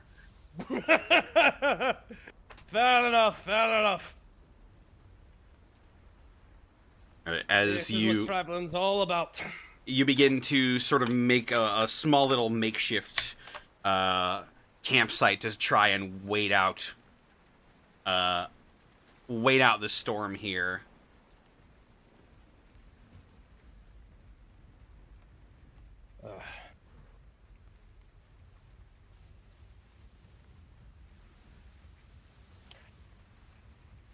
All right. Should be fine. Tessia's little book flies out of her hands and shakes itself like a little wet chihuahua. It's not fair. Aye. What's not? That all the monsters out there get to eat all the things that they want. But old Truck, no, he has to go and hunt the monsters so that he gets to eat.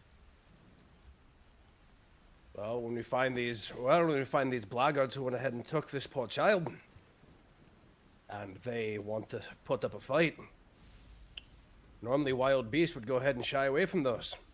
But you wouldn't, would you? No. Why would I shy away from meat? You get the meat that only wolves think about, friend. Young one! Help me find some kindling. Let's make a campfire. Keep ourselves warm. Yep. I will assist on a survival check if he's going to do one. I won't make you roll for it. You right. managed to set up a small fire to keep yourselves as dry and warm as you possibly can. A little bit of water gets in your small little campfire, and it seems like it's going to fizzle a little bit, but it roars back to life, and you have a sort of and warmth and dryness. And now comes the waiting game. One by one, I'll have you all roll a d20, starting with Keldagrim. Okay. 2. Okay.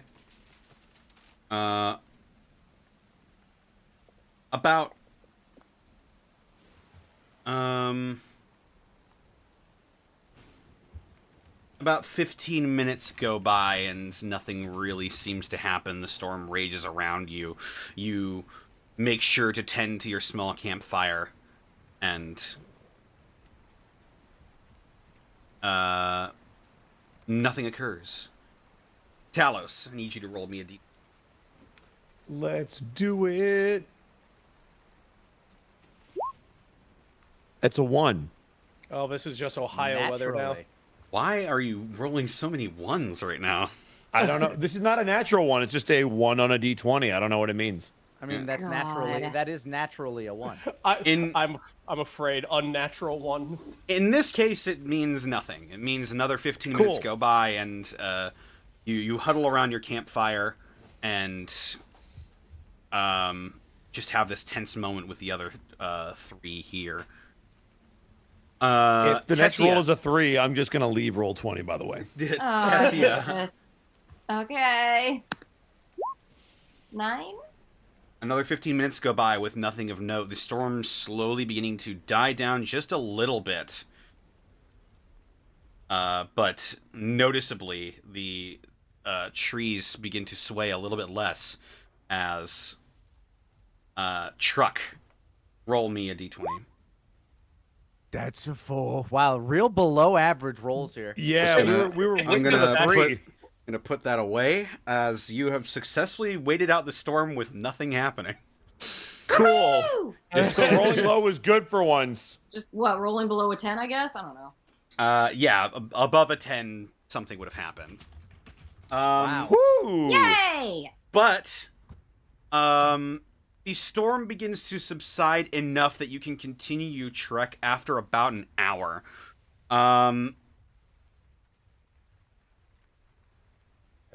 You can, even though the rain has sort of, managed to cover up a little bit of the trail that you were following, you can still manage to follow the trail towards the remnants of a road that runs north to south, where you can see clear, sort of filled holes in the mud that look to be tracks.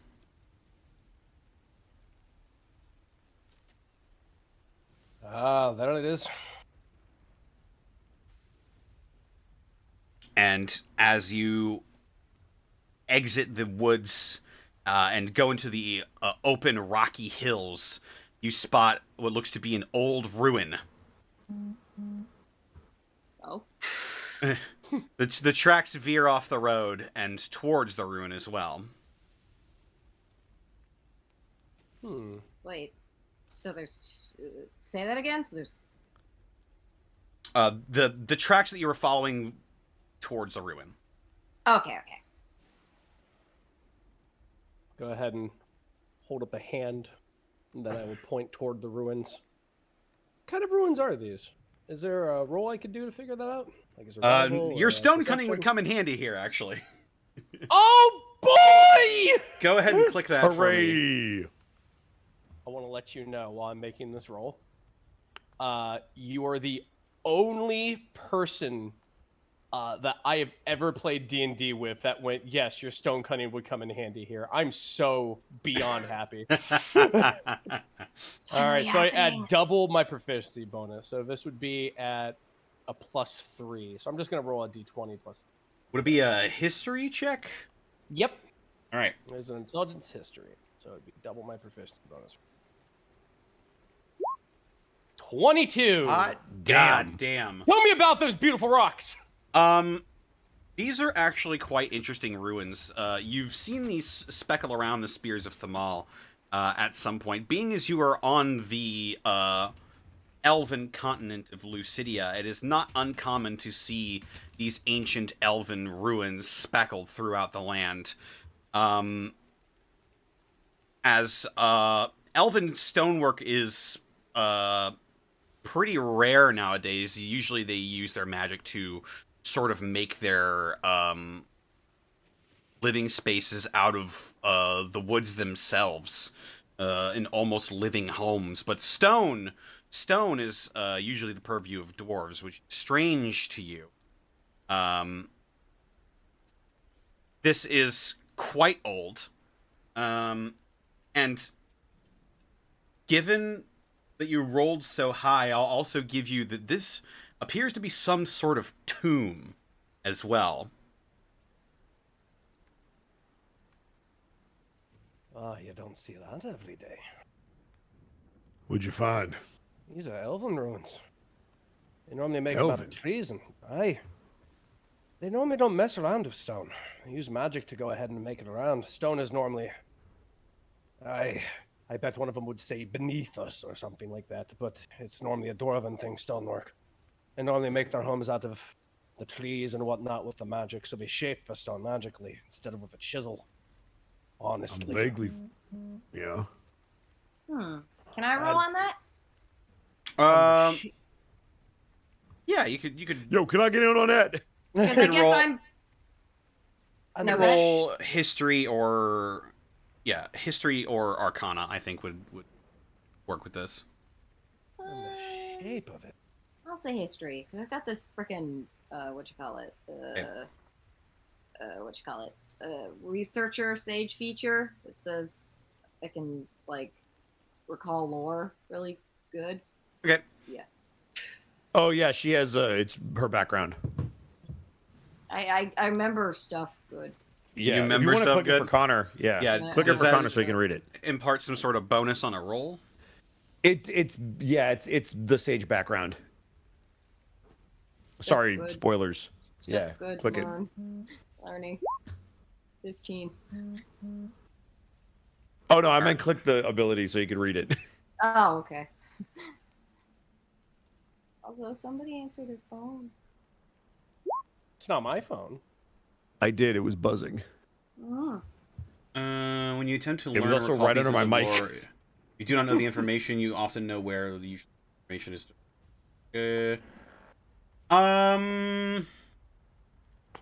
Yeah, I'll go ahead and just say, what about this are you trying to recall knowledge?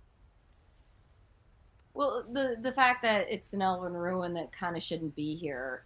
Is there any? I was about to anything touch on that. Oh, okay. You're gonna.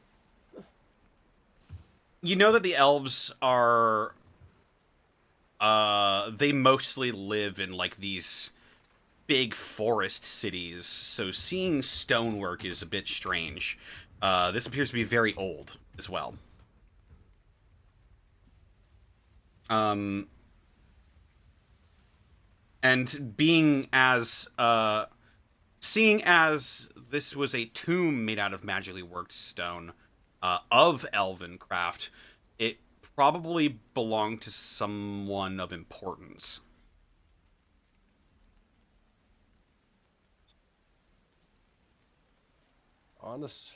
Honestly, young one, stone ruins, elven stone ruins, are highly unusual. Is there food in them? For this one, you'd be out of luck. It's a tomb. It's where people inter their dead, unless you want to eat rotten meat. But it's probably so old that it's probably dust by now. It's Let me probably rephrase. Are the bad food in there? possibly. The tracks lead here. It's probably just dumb luck that they went ahead and came into this, but oh, Talos, this is unusual. Yeah. Let's try. It's just unusual elven stonework. Occasionally, it is nice, but it's nah. It probably has nothing to do with anything else. It probably just lucked out and just ran into a place and just happens to be something that's just raising my interest. You'll hear squishing noises, and as Tessia starts walking through the mud towards the thing, and she sort of looks back at you guys and cocks her head towards the opening. That's permission. I start walking. Let's tread carefully. As you begin to approach the elven ruin, I'm taking my glaive out, by the way, just to be prepared. Oh you yeah, notice I'm bringing out old business time. standing guard outside, looking a bit aggravated at their being cold and wet. You see a pair of goblins standing outside. Gerblins. Gerblins indeed. We all see them? You would, yes, and if you wouldn't mind dragging your tokens onto the map around about right here. How does one go about doing that? I've never done that before. Go ahead and where all of your character sheets are, hover your mouse over your icon and then click and drag it onto the map. Whereabouts are we allowed to do this? Sorry. Right around here. Yeah. Where I'm pinging. Oh, up in the top corner. Yeah. My character sheet was covering that area. That'll do it. That'll do it. There we go. Hey. I don't like it. I think a wise man once said, "Oh, I hate this." No, I'm trying. I just. I gotcha. I can't do it. No, go away. That's really weird. But maybe if I did it this way. Oh. There you go. Now there's two of you. I deleted one of them. Hooray! No! What if it was the evil? What if it was the good one? What if I'm the evil one? Well, we'll never know now. No, Truck points. it's too much. Am I allowed to eat those?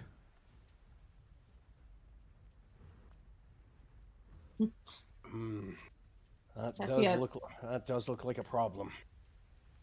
Tessia very quietly, furiously scribbles into her book and then shows it to you all. And one picture is sort of like all of our groups sort of like going teep, teep, teep, teep really quietly around. And the other picture is us going up and bonking them on the head. And she sort of like puts her finger between both of them, like, which one? Oh, love, I'm normally up for Truck that. immediately points to the bonk. Oh, that's the first time you and Keldagrim agreed, because I also point at it, but then I look at you. I look down at you, and I smile with a smile that can only be described as uneasy. Keldagrim Wait, will it's match an your smile, wait. but it does not look as nightmarish. Wait, it's an uneasy smile or a It's smile that... It's a smile that makes you uneasy. Ah, yeah, that's what I thought. Makes sense, makes sense. I'm normally the predisposition to that one, and I point toward the bonking. Well,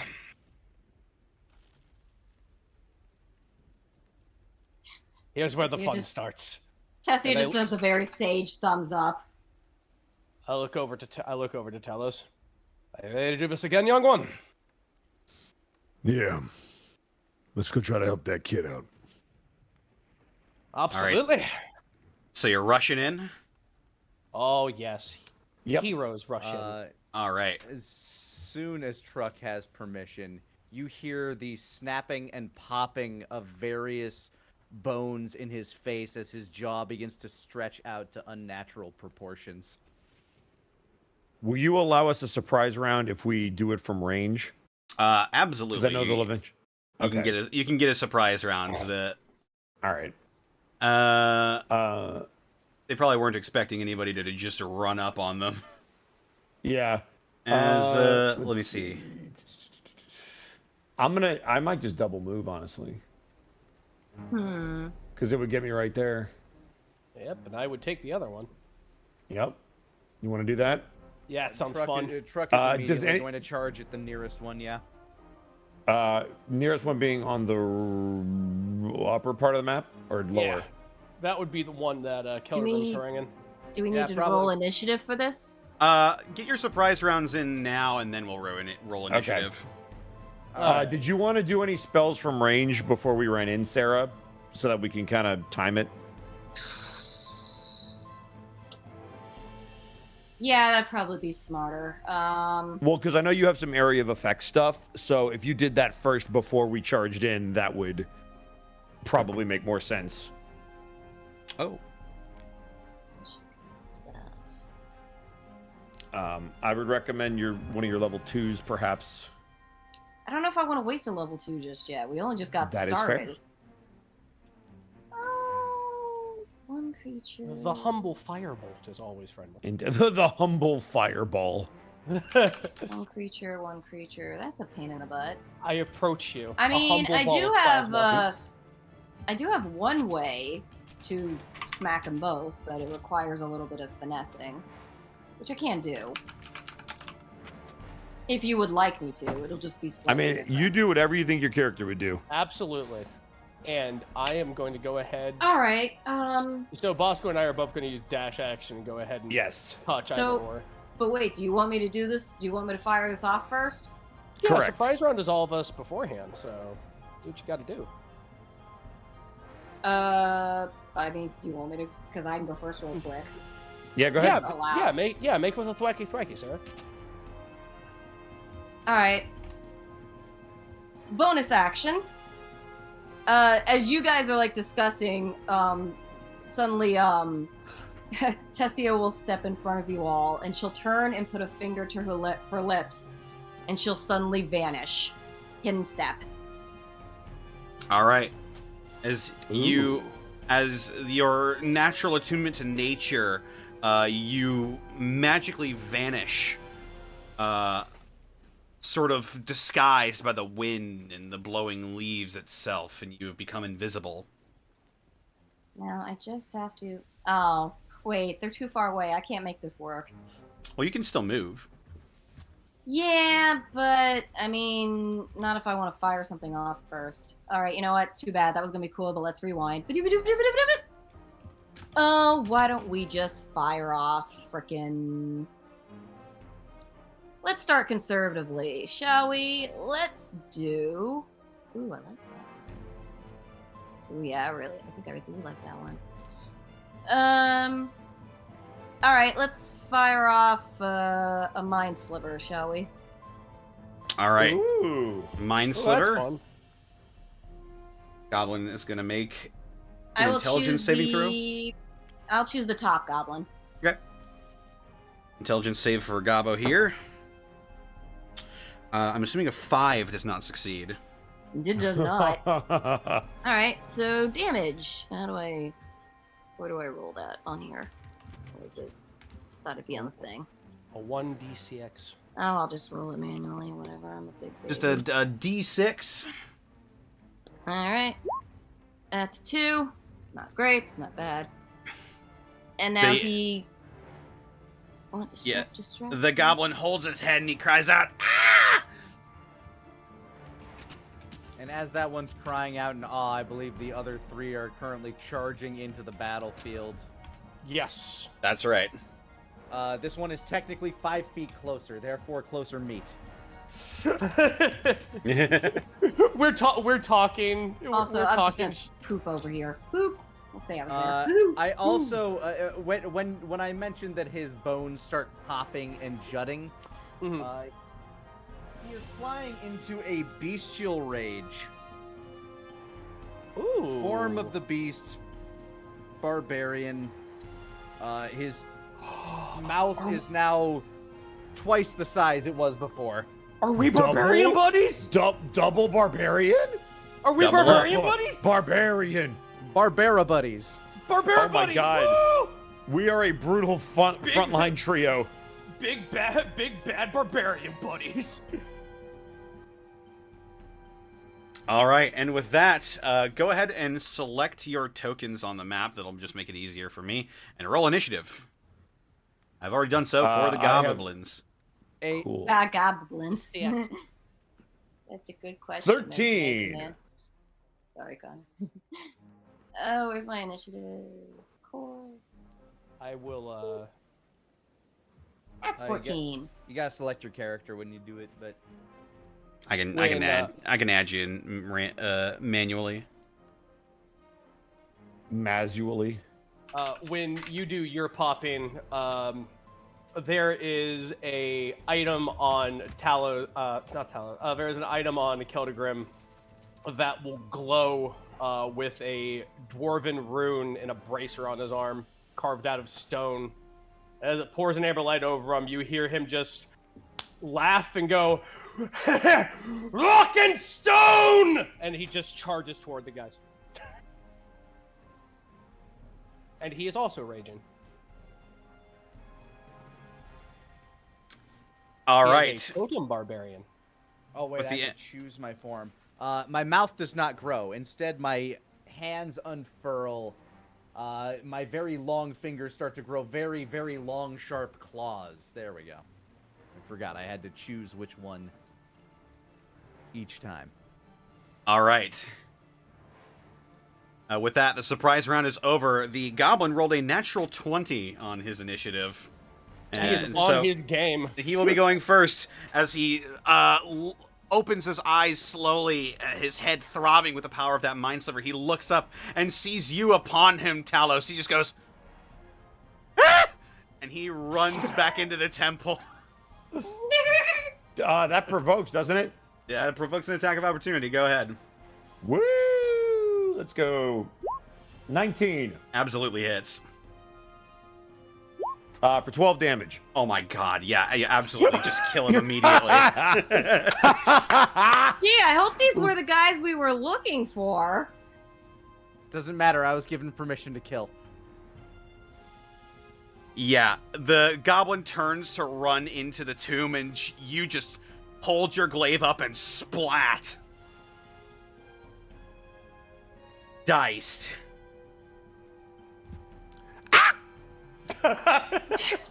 Head just goes rolling. Yeah. Yeah, his life was. I want that on a soundboard. Just that. He was really between a rock and a hard place. But that will be my reactionary turn. Is it now my actual turn? No, it is Tessia's turn. Damn it. Man, I forgot how I was flavoring this stuff. All right, seeing how that. You were Bob. whisper, and then. Oh, draw. I know. No, I mean I forgot to do it last turn. Well, seeing that one of them tried to run, she very quickly scratches something into her book and she whispers to it, and then faces it forward, and it looks like a triangle cone with little snowflakes put in it, and all of a sudden a blast of frost comes out, and I'm gonna cast Ray of Frost. Wow. Oh! And that's a natural 20. Go ahead and roll damage. Well, I just wanted the 10 feet of movement Yeah, advantage. I know. Okay. Do we celebrate Gobtober? That's 10. All the goblins we Full killed. damage. Yeah, you hold your hand out, and this beam of frosty air careens through the rainy night and smacks into this goblin's form, and you just hear a as his form completely freezes over, dead. Well, I'll come forward and I'll get my book out. Oh, sorry, go ahead. If combat is over and I have not sated my bloodlust, he is going to continue running into that tomb. Aw. But there's one here that's still got by. You could eat the hell. Okay. You know what? I am raging, and I am crazy. Let's go. all right. Well, I'm going in. Bob. Yep, I can't. We're going in. Then into the tomb you go. You're out of the rain now. Let me go ahead and get this. What the heck is that? Oh, you know. Mm-hmm.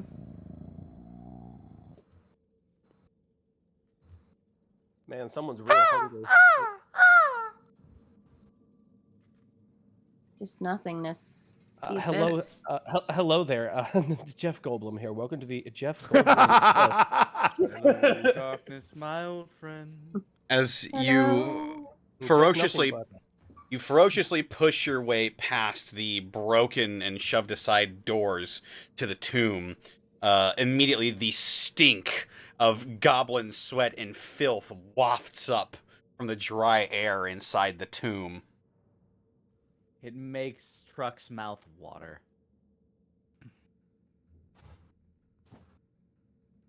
But Truck, that's poopy.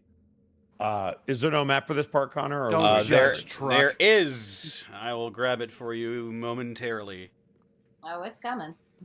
Oh, it's coming. Oh, it's like a hurricane.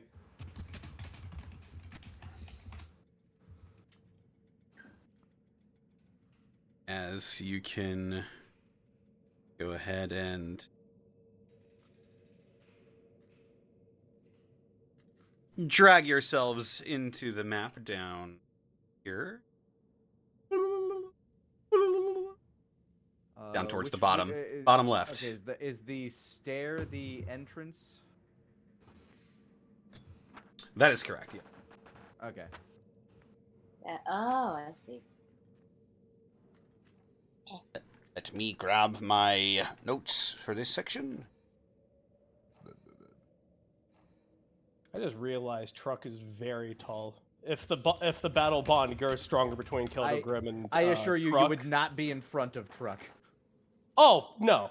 Oh no. Wait, I thought I was your battle buddy. What the fuck, dude? Well, no, I'm saying I could ride a top truck like a weird flesh horse, but that's possible. I mean, that actually would be pretty legit. Sorry. I mean, Right? if you order it, Hey, Laney's trying to say something. I meant Sarah. You definitely would not be in front. He rushed in there as soon as that thing died. oh. and I am very behind. I wanted to ride you like a stallion into battle. If I am ordered, I legally have to obey each of you. legally, it's like, wait. Under the penalty of death.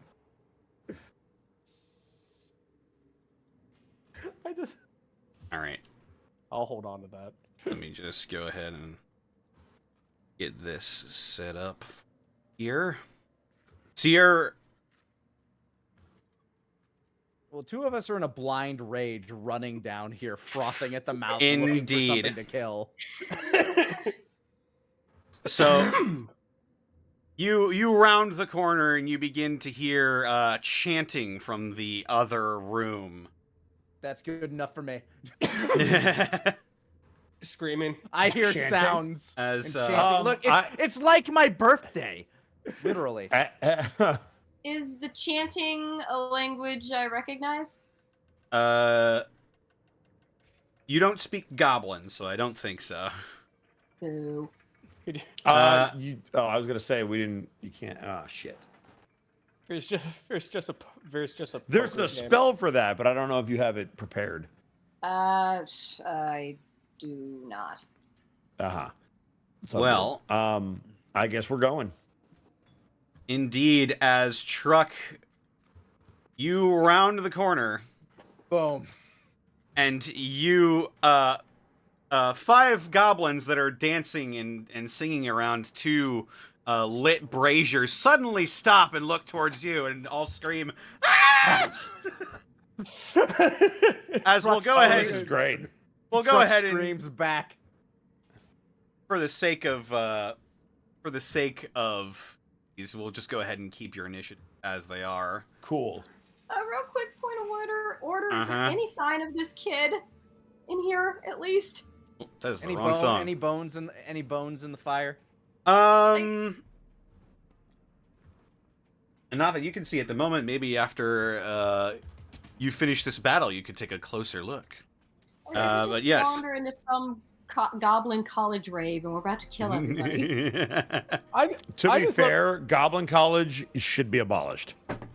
I just love this. I just love this back and forth because I can imagine around a campfire with other dwarves, and then Keldagrim's like, and that's the first time I fought alongside a Tyrannid. A Tyrannid? Yeah. Get the heavy flamer, brother. I said the heavy flamer. I said the heavy flamer, brother. Perfect. Perfect.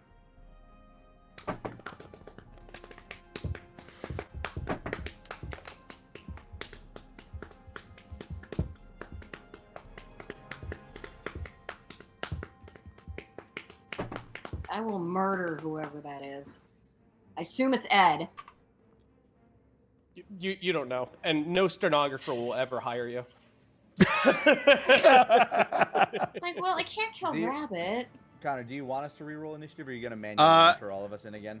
I've got you in the turn order still. You can re-roll your initiative. Like, don't select your token though. I'll just. Oh, Okay. I'll input your fucking. I don't see myself in the turn order on the thing, Really? That's all. Yeah. Nope, That's I do weird. Tessia. Yeah, it's weird. Well, fortunately, you don't need to see it. I'll let you know when your turn's coming. Fair enough. You know what? Baller. You know what? I know what my number is, and I know the number we're on. That's all I need. All right. That'll bring us around. Away. That'll bring us to this goblin over here. Will round off the initiative. He'll approach you, screaming, waving a scimitar. Truck. Ah! I'm frothing at the mouth, looking at this thing with glee. Like, go ahead, fucking hit me. I want you to fucking destroy me. And he is going to swing at you Give with his me a scimitar. reason. Does a 17 hit you? 17 will hit me, yes. All right. His scimitar bites into your flesh truck, dealing minimal damage. That's going to be 3 slashing damage. You're raging. When it comes to half, do we round up or down? We round down in this household. Then I take 1 damage. Oh no, His honey. scimitar Damage smacks reduction. His scimitar smacks my flesh and doesn't draw blood, but leaves a small bruise. He pulls the scimitar away from you, looks at you. He takes a bonus action, and he's going to disengage from you. How far away was he? Yeah, he's got enough movement. He's going to disengage and run away from you. He can disengage with a bonus action? That lucky bastard. Yep. It is the nimble escape feature for the goblins. Tessia, is your turn now.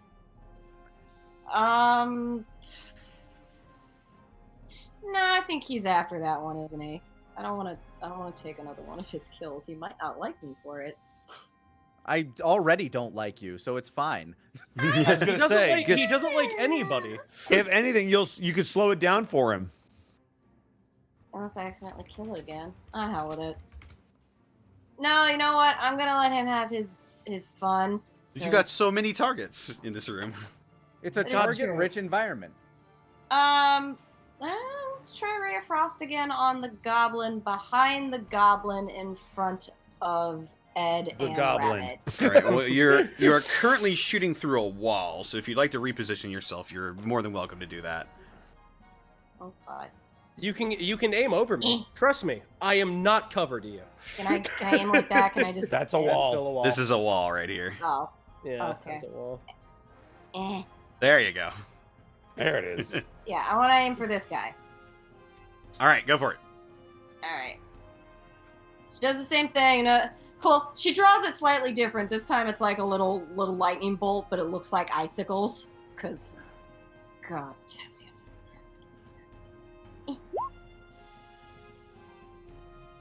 Oh no, that's not what I want. What did I do that for? Sorry. All right.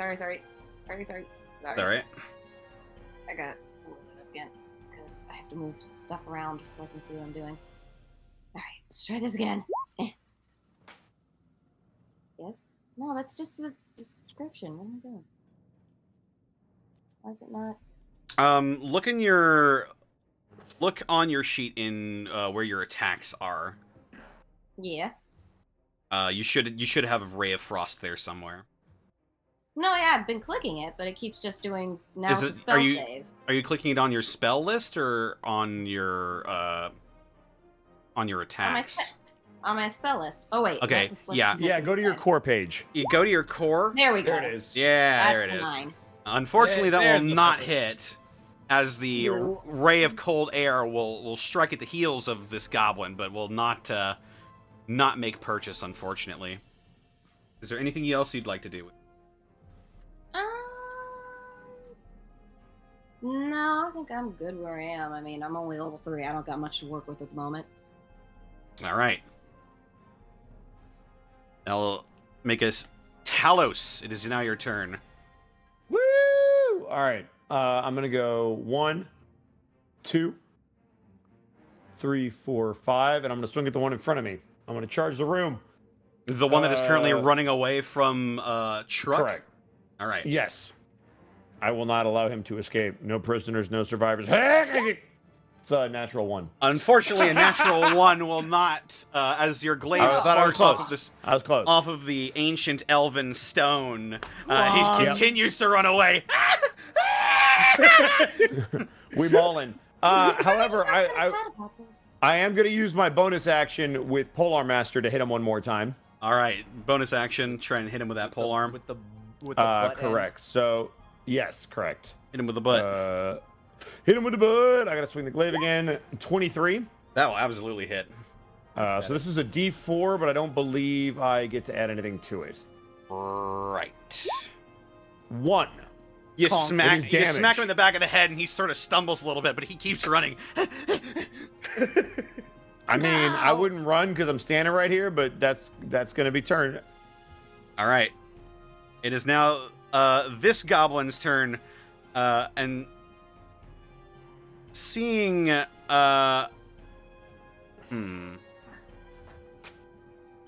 well, there are a couple of fresh targets over here. Yeah, he's just gonna go run up to you, Keldagrim, and he will make an attack at you with his scimitar. Oh boy. Does a 16 hit? Yes. I'm going to be taking 5 slashing damage. All right, which is 2. Yes, rounded down would be 2. Yes. All right. And he's going to do the exact same thing. He's going to take a bonus action. He's going to go ahead and... Where is he standing? There. Yeah, he's going to just disengage and run right back to where he was in sort of a ready stance. Yeah. That'll make it this goblin's turn. And he's going to we're on pogo sticks. sidle up behind you, Talos, and he's going to make an attack at you with flanking. Okay. Is he standing in the fire? Out of curiosity. No, In that. okay. He's pressed up against the bottom of the brazier. Okay. He's small enough to do it. That is a 18 to hit you, Talos. Too high. That'll miss. Darn. If it did hit, you would have been taking 4 slashing damage. Oh, well, good thing I didn't take that. That would have been bad. Yeah, that would have been really weird. Yeah. And I think he's going to stay right where he is. Okay. Making it to this last Gobbo's turn over here. He is going to... Yes, he's going to run up to you, Talos, as well, and he's going to try and strike at you with his scimitar. That will provoke an attack of opportunity because I'm going to invoke my reaction with Polearm Master, so when he enters my reach, I will swing at him. Go for it. All right. 8. Unfortunately, an 8 will not hit. As you swing, he sort of skids along the ground and nimbly avoids your blade, and he takes a swing at you while he gets into position. Does a 12 hit you? That will miss. All right. Scimitar skids off of your armor. Nay, I say. And he will stay right there. Bring us to Truck. It is now your turn. Frothing at the mouth, eyes twitching, looking at each of these delicious targets. He moves to the nearest 2. And the one that is most properly cooked, standing near the fire, he is going to slash at with a club. Like a fat kid at a Golden Corral. 19. That's a 19 to hit. Absolutely hits. And that will deal 6 damage. Wait, that... Yeah, You're okay, raging, good, right? So you... I am raging. Does that... is that already added for you? I'm also, just for the record... It didn't matter for this one because the first number was already higher, but I am going to be recklessly attacking. Okay. Is your rage modifier already being added to this roll? I believe yes. It looks like it's at 2 plus 2. I rolled a 2 plus my 2 strength plus the 2 for the mod. Gotcha. Okay. The rage mod. Right. But my claw does allow me to make a second attack. All with right. my bestial rage going. So Go I'm for going it. to go for And a this is second reckless. one. Still reckless, yes. 15. 15 just hits. That's a 7 this time. Let's go. Way more than enough. As you rake over and over through this goblin's flesh, what happens? I dig both of my... I stab my claw into his back on one, stab it into the other half, and then I butterfly his spine. As you eviscerate this goblin, he sort of was like in a battle stance behind Talos. He's like, and then he looks over at you, and you fillet him. And yeah, he is more than dead. He is very dead. Advanced dead.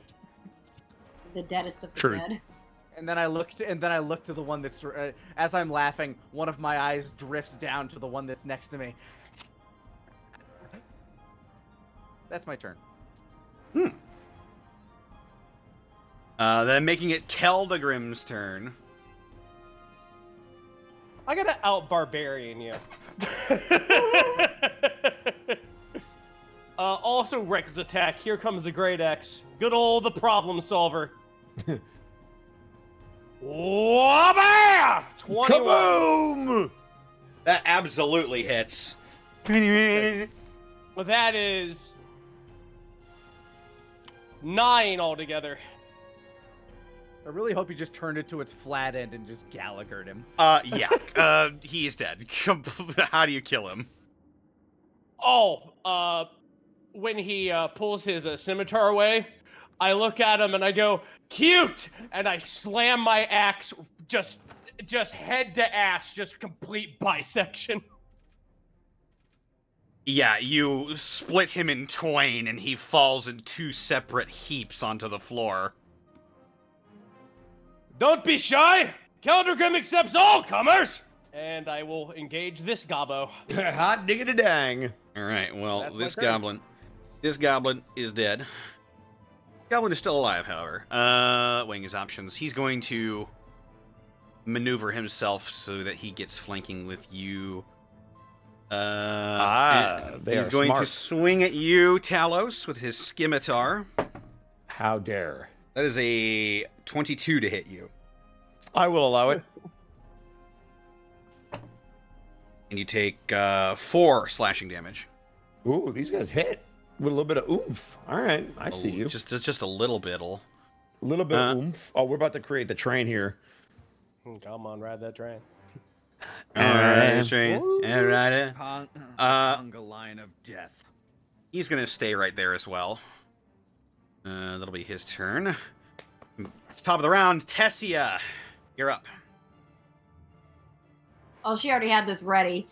Immediately, the book is out. The scribbling is done. She points it forward. It's a picture of a hand that's curled up into a gun gesture, and there's 3 little darts coming out from it. Magic missiles, please. Let's go! Let's go! Guaranteed hit. Roll that Goblin. damage. Let's go. All right. Now, So real which quick, is that- goblins are you hitting? 1 for each. 1 for each. All right. Now, does how- this work like scorching or that thing I used No, to it's a do? guaranteed auto- hit, so you're just rolling it. Yeah, Oh, it so I just have to automatically roll once? hits. It auto hits. All right, here we go. You're rolling damage separately for each of them. Yeah, so that's the first one. Oh, really? Oh, that's Do you nice. get 3 missiles for a first Yeah, level? yeah. Yeah. All right. So 4. All right, so 4. Here we go. And Nice. 1 more. 5. Max damage. And 3. Oh. All right, And so not bad. Wow, really 4, nice 5, 3. As your magical force crashes into these goblins, sending them scattering, they all get back to their feet, and they look panicked.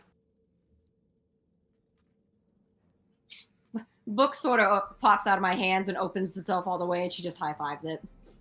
Yeah, they're battered and bruised with small trickles of blood coming out of their nose and their wounds now. Does that end your turn, Tessia? Yeah, I think I'm good. All right, Talos, it is now your turn. All right, I would like to hit the one that I have flanking with Keldagrim. Yeah, Keldagrim. Keldagrim, my man, help me out. That's a 19 to hit. Yeah, absolutely. That's 8. brutalized. How do you kill him? Fatality.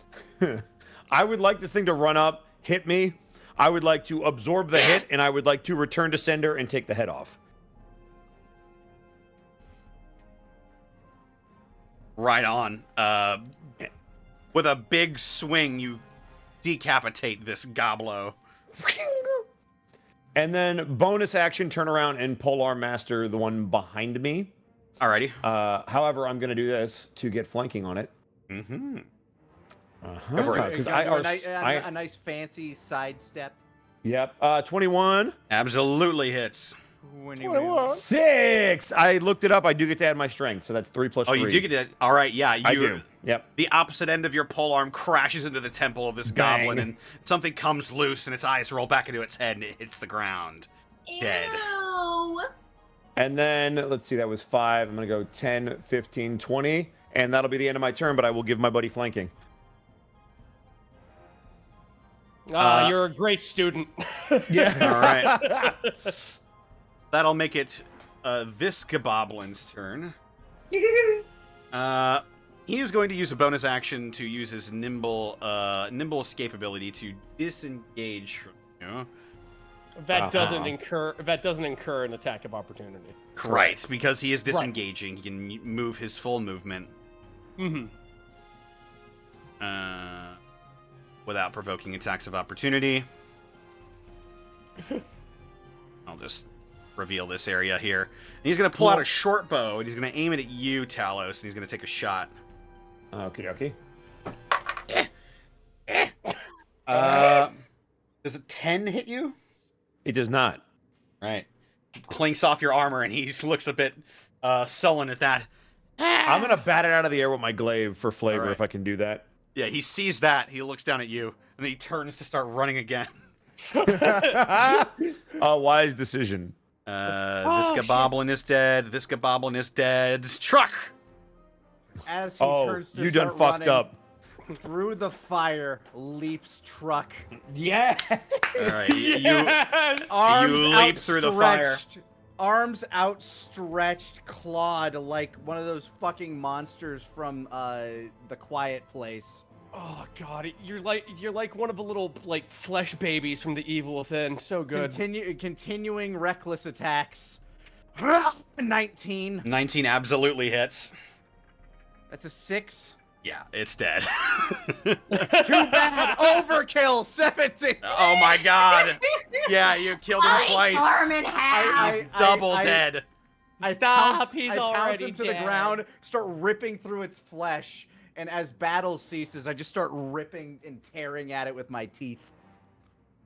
I'm going to eat this goblin until I am stopped. That is my move.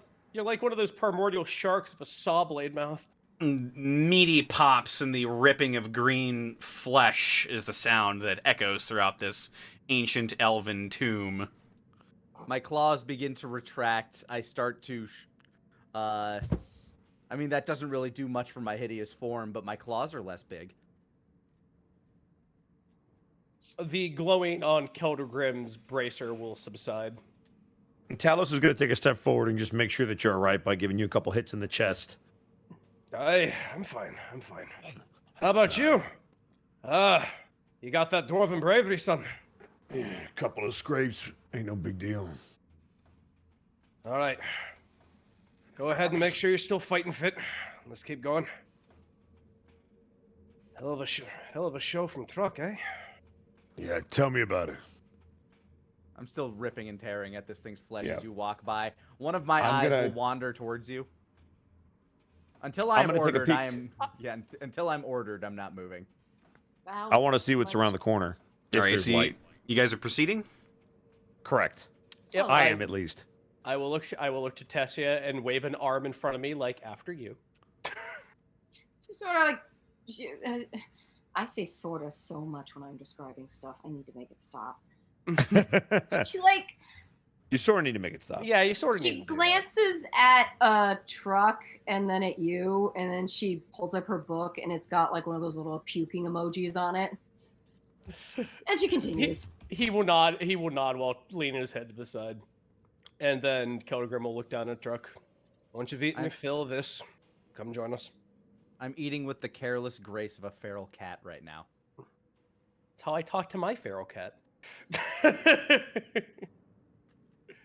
All right, now we'll join Talos at the 4.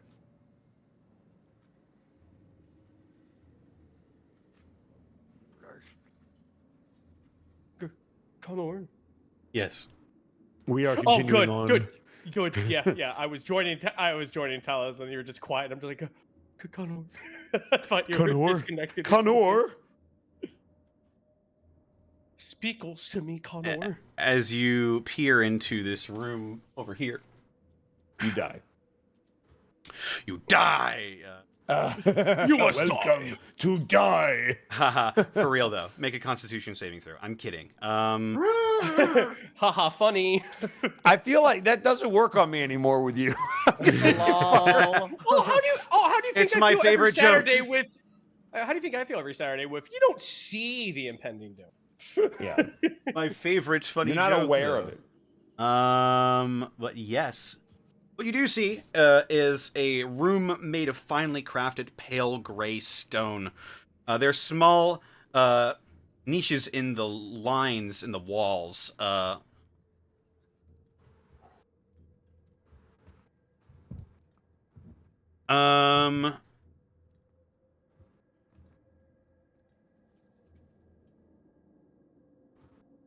Hang on. Making sure I got this right. I know. What a There you go, tick. There you go, Boat.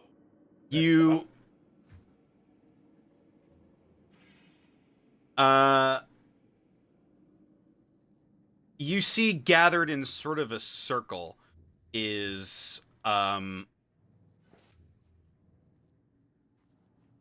another group of 5 goblins.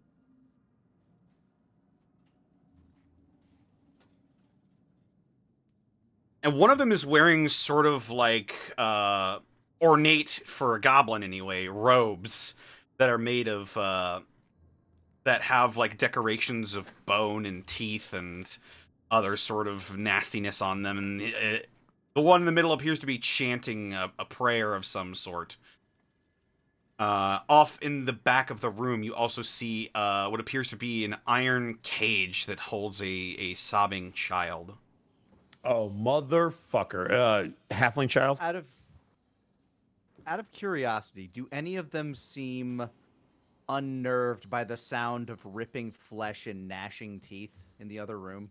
As you look over them, they appear to be a bit distracted, as they're, the goblin in the middle is holding what it looks to be like a totem, and, he's got a handful of, a thick red, substance that he smears on the idol, and he chants, "Oh, Sagala, Hilabahuga!" And the other ones echo his chant, "Hibabahula!" They appear to be doing some sort of ritual. I'm going to turn to Keldagrim and say in Dwarvish, whispered, I'm going to be honest. I'm not really in the negotiating mood with people who take children. You're becoming more like a dwarf every day, son. All right, here's how we're going to do this. I'm going to go ahead and invoke this, and I wave my bracer. And I want you to make sure that this point of exit, they do not cross it. Aye? They ain't going nowhere. Well said. Well said, young one. And I'll pat his shoulder. Well, and I will roll my whacking, my axe swinging arm. are the goblins smaller than the child? It's a halfling child, so I doubt it. Yeah, the child is actually a bit smaller than the goblins themselves. Yeah. Got it. Just so that there's no confusion. Truck. Truck looks up. His face covered in, like, probably by this point, intestinal goop. Everything that ain't in the cage, fair game. I sniff the air. A grim smile crosses his face. I'm going to just take a step back real quick.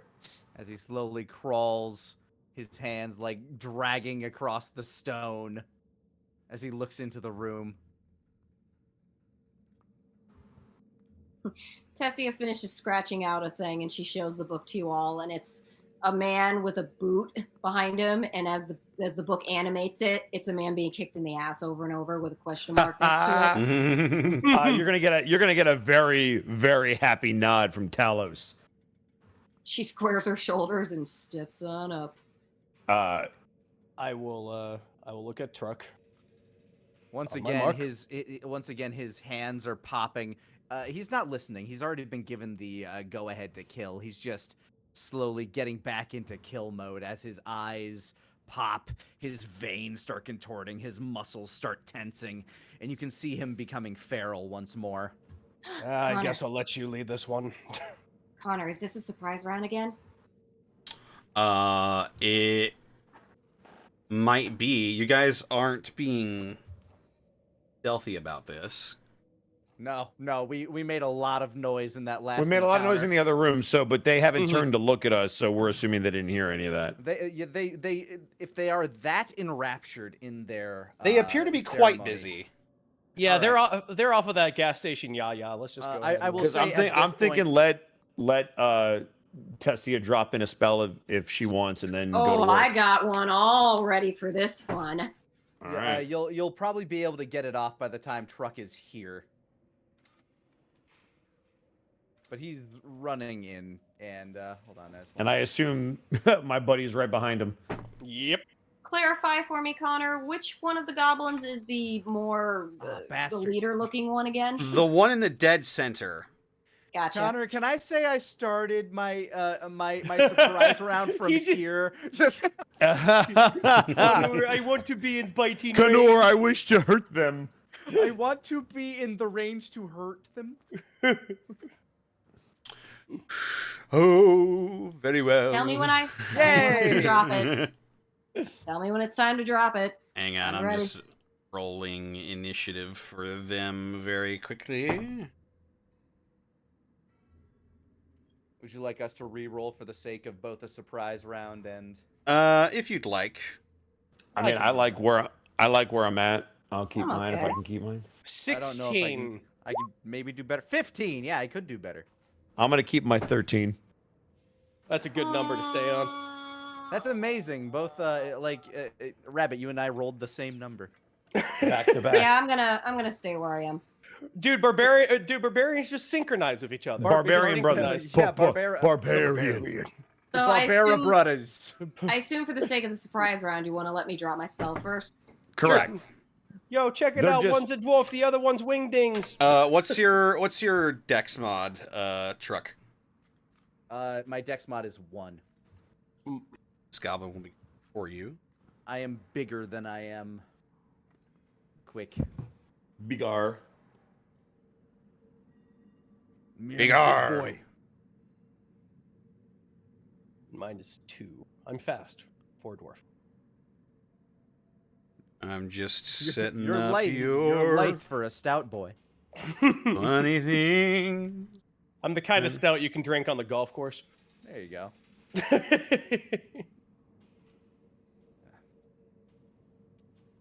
I have like 4 Guinness in my fridge downstairs, but like my diet doesn't allow me to drink very often.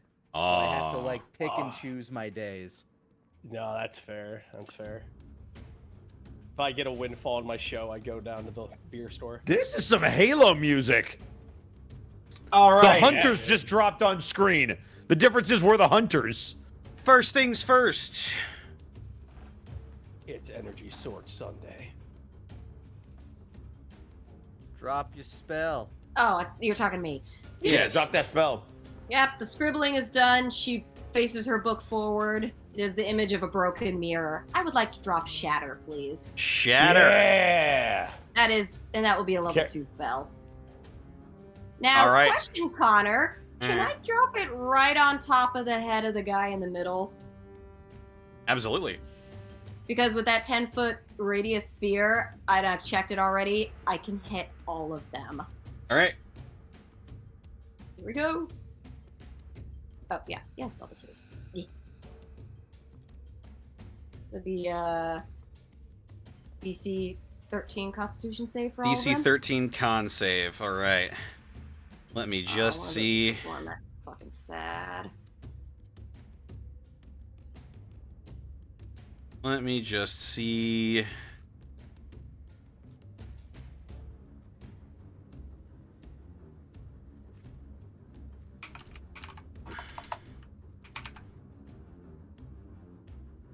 Oh.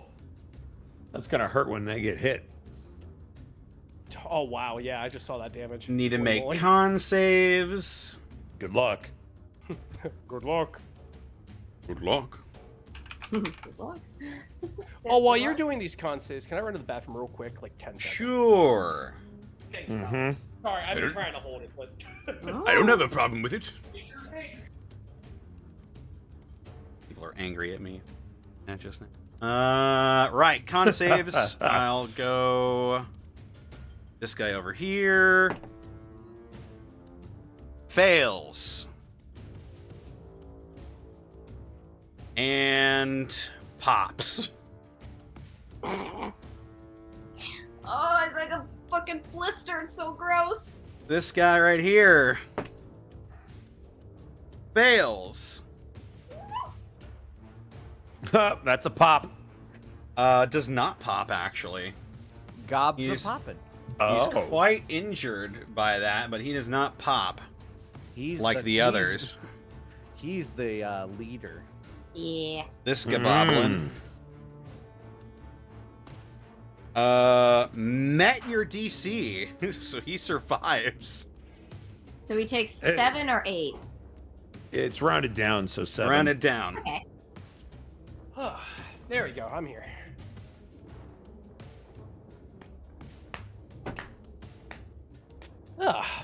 All right.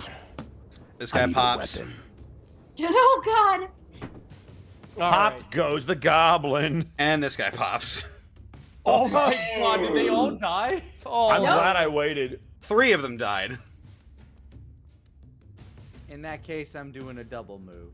And Well, actually, as you step into the room, does an 18 hit you? yes. All right, you step through the room and you fail to notice as a scythe trap comes down and the scything blades slice through your form. You take 2 slashing damage. I No. take 1 slashing damage. I am already raging. Uh-huh. Do So Yeah, there you so go. a scythe comes down out of the rooftop, sticks into my forehead, snaps off at the hilt. Now I'm running with a scythe stuck in my head. Yes. Go get it, my dangerous unicorn! I want to imagine the neon cat theme is playing.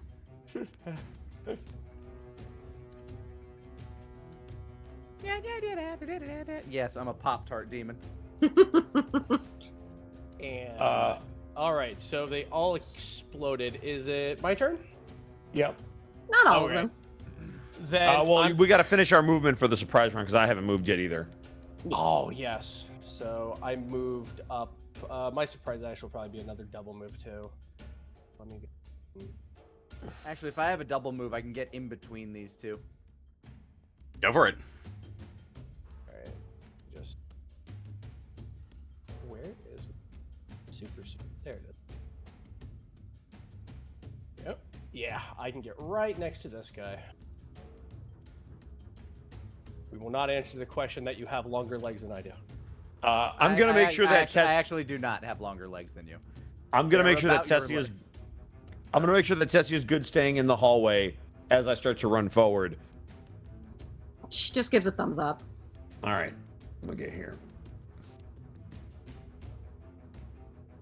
All right, and that's surprise round.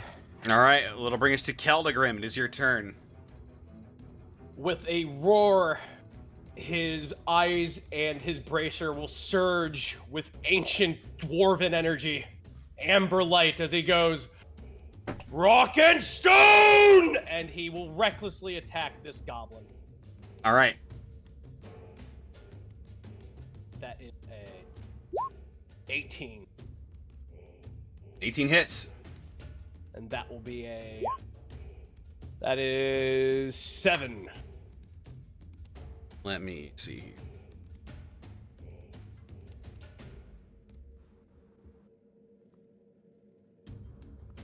Oh, come on.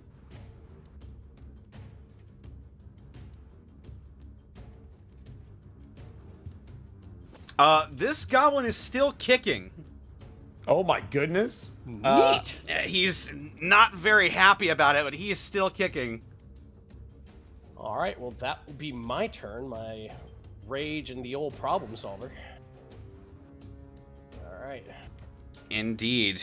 And turn. Indeed. However, stepping from the shadows, The ancient Nazgul.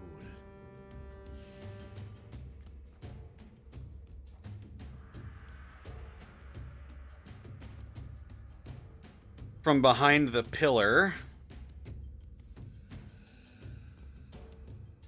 a large, hairy, long-armed form skulks. Excellent. And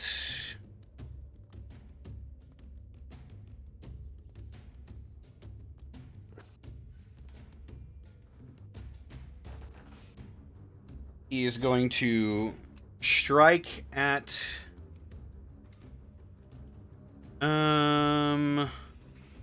let's see, what's he gonna do? Well, what the frick? Oh, he's on the token layer. All right. He's gonna move around, and he is going to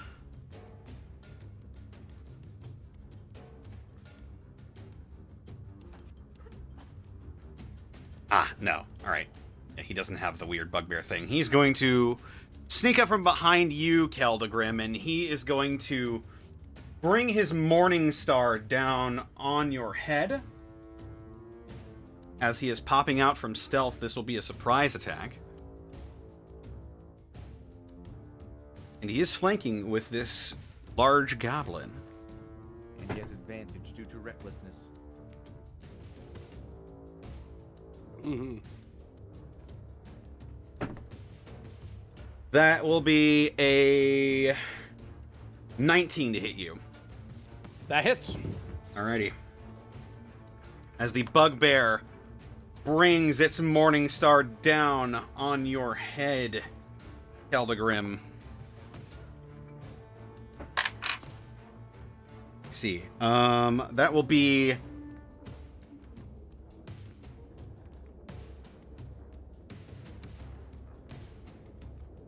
9 bludgeoning damage. All right, 9 bludgeoning damage. Now that's cut down to 4. Yeah, it's cut down to 4. Also, this is a surprise attack, so he will be dealing an additional 10 bludgeoning damage on top of this. And that's cut down to 5. 5. Okay. Whew. Manageable. As Morningstar cracks Barbarian. into your hide. And that will be his turn, bringing it over to the Goblin Boss's turn. Goblin Boss is going to assess the situation, and he's going to take a Scimitar Strike at you as well, Keldagrim.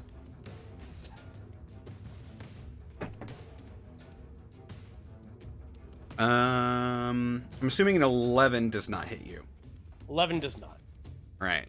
He has a multi-attack, so he's going to make another Scimitar Strike at you. Mm-hmm. That probably will hit. That is going to be a... Oh, wait a minute. It's a +4. Does a 15 hit you?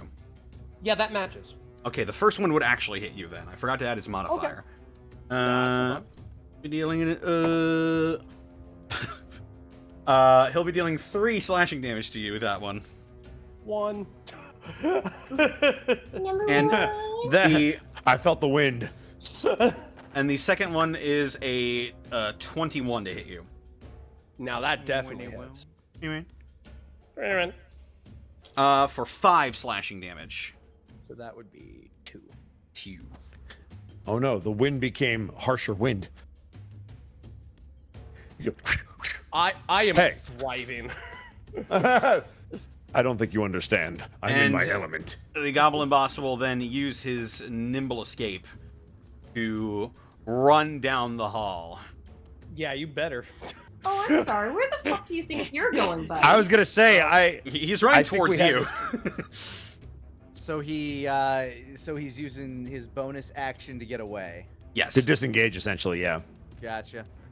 Coward. Yeah. Exactly. He is a coward. However, it is now your turn, Truck. I turn and I see the one that's running away. I look at the one in front of me, and I see the one that's running away. My jaw unhinges, and I froth at the mouth as I chase this one down. All right, and go for the goblin that you ran away from. Yeah, he can go ahead. I don't give a fuck. Also, he can do it with advantage because I'm reckless. If you insist. That is an 18 hit. It hits. For 5 slashing, reduced to 2. Am I allowed to use the Tiefling's reaction ability for taking damage on my own turn?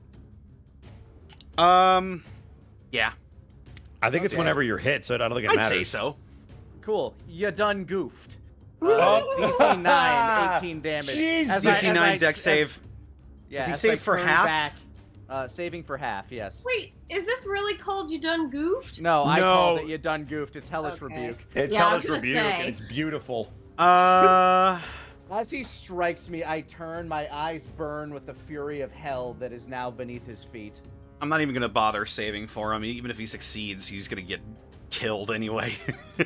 So the last As thing he sees before the fires of hell overtake him is just the smiling face of a frothing mouth that then turns to go and attack his master. Yeah, the goblin sees something deep and ancient in your eyes, and he goes, "Ah!" as his form gets enveloped by the flames of hell itself, and he goes down in a roiling mass of fire.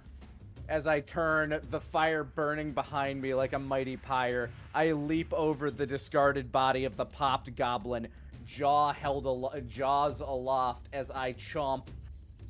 Natural 20. Let's go! That's Goodbye! 15 damage as Dead. I close my mouth around his head. His body plops to the ground and I crunch on his skull.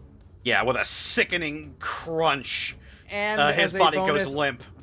And as a bonus, I heal back my proficiency bonus. I am now back to full health. Fuck yeah! Yeah, baby. Now, if you want to go ahead and eat the chocolate waterfall that's beating the shit out of me. That's the end of my turn, but you know what? I'm satisfied. That'll bring us to Tessia. It is now your turn. Most of the things in this room are now dead.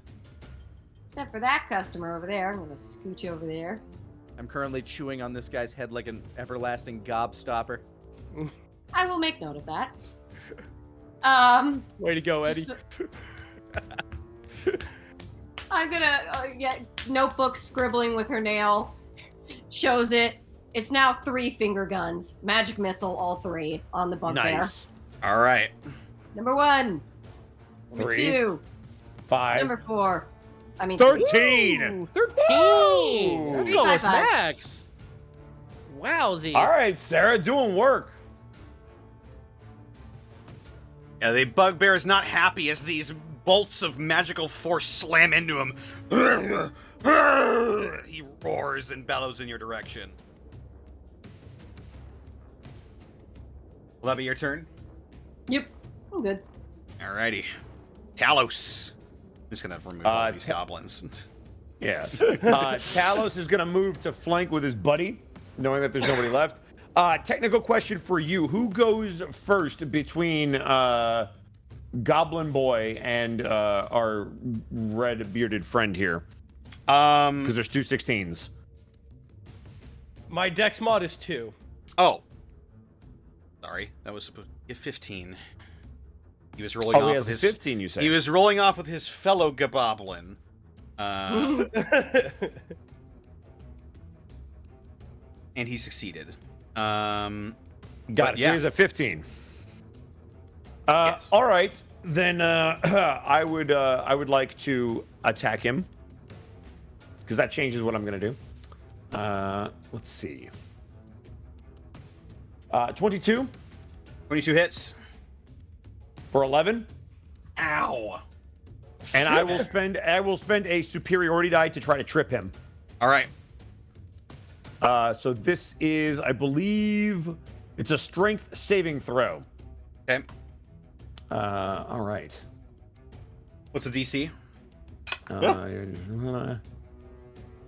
didn't drop it. I'm It just assuming fell the- out of my hand. Oh God. I'm gonna double check.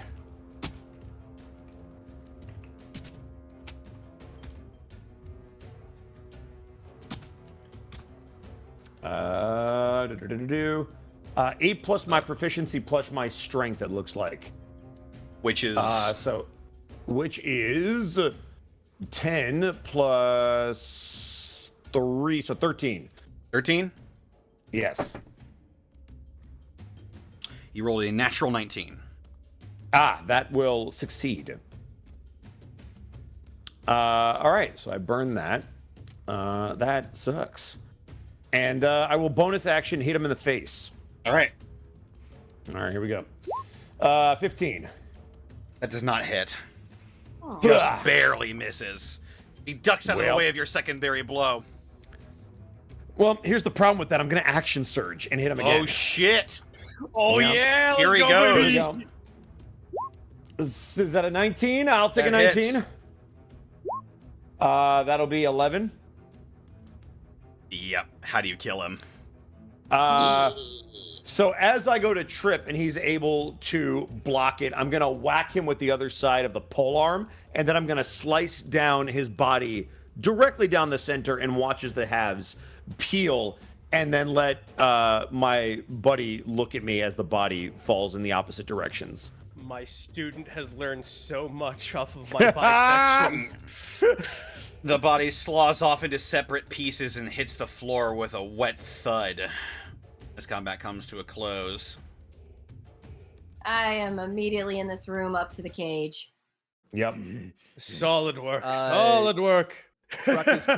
Truck is currently playing with the remains of this goblin, just ripping away at some of the flesh and laughing. He's so happy. Ain't a weapon forged in all the realms yet that can break Keldagrim Red Axe, eh? I'm gonna move over. Can we open this cage by hand, or is it like locked? What's up? It's clearly like has blood coming out of his ear. it's like one of those it's like one of those dog cages where you just lift up the handle and then it'll come free. Yeah, I'll do that, and I'll just immediately gather this kid into my arms and As grab him up. the second that door opens, he runs forward and he clings to you, sort of silently sobbing and shivering as he leans against you. She'll lift him up into his arms and start whispering into his ear, just quietly. And he just shivers for a couple of minutes and he clings hard to you. Truck sniffs the air. I smell fear. That one's off limits, Truck. Relax. Okay. He says solemnly as he turns back to this popped goblin. We have a consolation prize, though. I'll point toward the bugbear that's. I was going to say the clearly big dead. bugbear. Walks over to it and starts like puppeteering the two halves. The child sort of looks away, like buries his face in the crook of your shoulder. Tessia as the carnage begins. But you find yourself in a fairly ornate looking room. You see at the end of this chamber there is a large statue that seems to be carved with a masterful hand out of the stone. It depicts an armored individual wielding a spear. Can I roll arcane or history or something on that? This would be history or religion. Oh, I'll take history. nice. So no athletics? No, not for 20. this. All right. Okay, I just wanted to That's a check. soft 20 anyway. What if we wanted to take it? That would probably then it's require athletics, athletics. Going through what history you've garnered, especially from the capital city of Gelevin in Lucidia, you have seen depictions of this individual before. This is Aluwan, the Sentinel, the elven god of order. She will sort of shift the boy to her other shoulder, and so she can handle her notebook, and she'll scratch out the name of that god and show it to the rest of them. Does it ring a bell for any of us? Truck is just casually ripping the hair out of this bugbear. God. I'd say you could try a history or religion if you want, but just to see if you know him. Look at our weird dog. 14. Oh, That's an elf. I don't know it. Makes sense. But Talos, you probably would have heard stories about a warrior god. This known as the Sentinel. Not a lot of knowledge from where you're from, but you've heard on your travels. You may have heard about Alawan.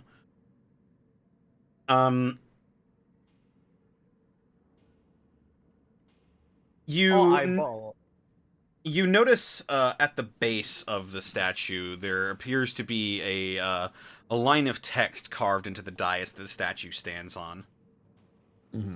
None of you speak Elven, however, I don't think.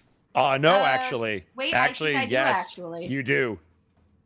Hang on. let me Tessia double-check. does speak Elven. You do. Yeah, I do have Elvish. Well, you probably would have recognized the writing on the cuffs earlier in that case, but yes. Yeah. In Elven, at the bottom of the dais, it reads, "To keep this, you must first give it to me." Giggity. Huh. All right. We'll messily copy the words on the bottom of the statue and then do an equal sign and then the translation and show it. I mean, is the statue supposed to activate something, or is that just a saying? Now, if it's anything like Dwarven stonework, sometimes we do have things that interlock when think of a proper weight or something is added. What is it again, Connor? It reads, "To keep this, you must first give it to me."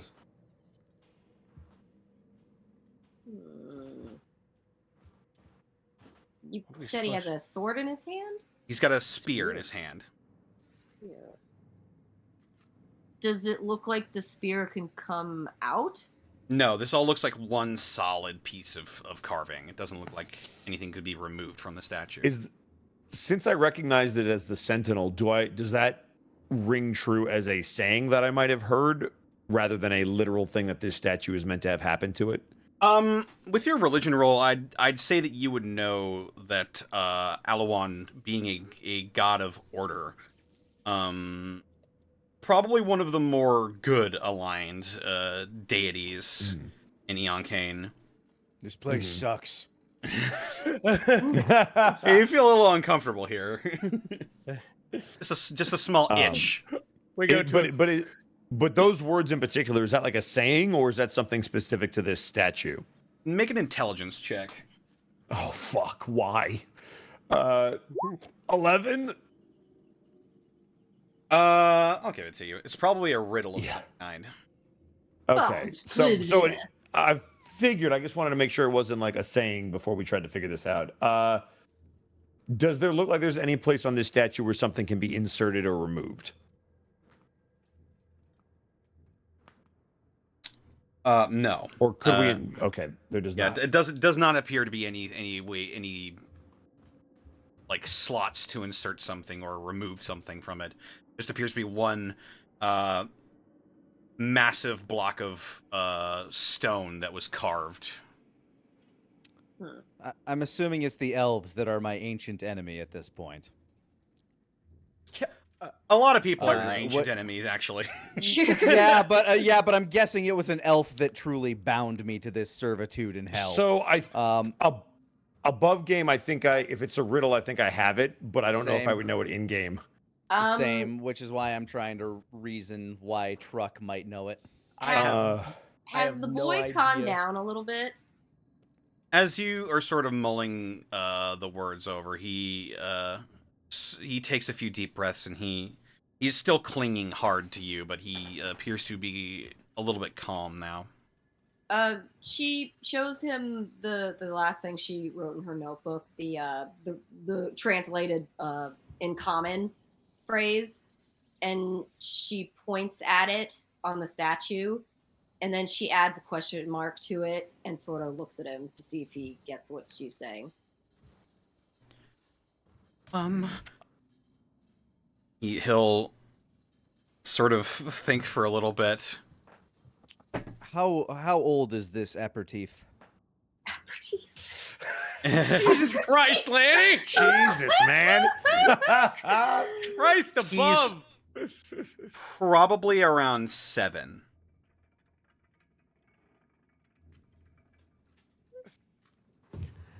On a scale of like 1 to 15, where would you say dessert is? Nice and tender. Yeah, nice and tender. A tender young age. Oh, whoa. Can we? Would you allow me to shut the fuck up? Would you allow me to roll just an intelligence check or something? Above game, I think I know what the riddle is, but I don't know if my guy would know it. Okay. Is that cool? Is there something Yeah, I can roll to maybe? I'll do the same because I have dealt with asshole elves. Yeah. It's not a dwarf. I'm out of my element. No, Natural 20!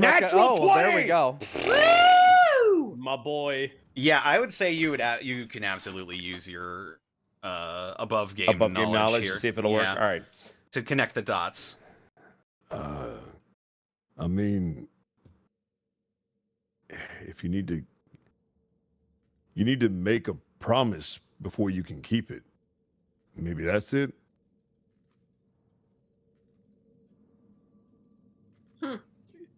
Looks at you. Keldagrim scribbles in her will make notebook.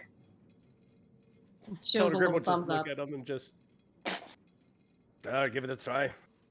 Couldn't hurt nothing. I mean, do I got to inscribe it somewhere or what? Does there look I don't know if you can let me ride that nat 20, but does it look like a place that I can inscribe that or? With your nat 20, it appears as though you get a sense, almost as if the statue is waiting.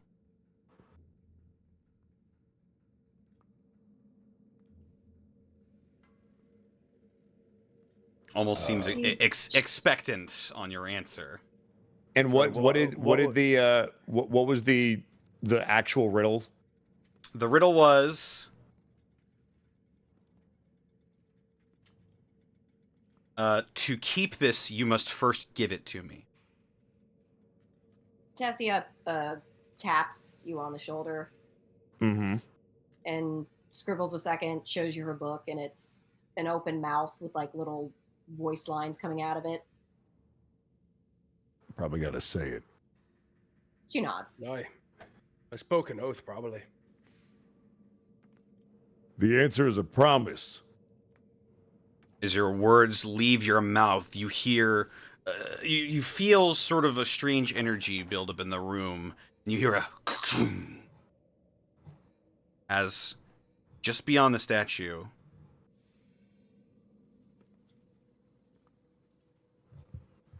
a secondary chamber opens up as shifting stone panels lead way down a different hall.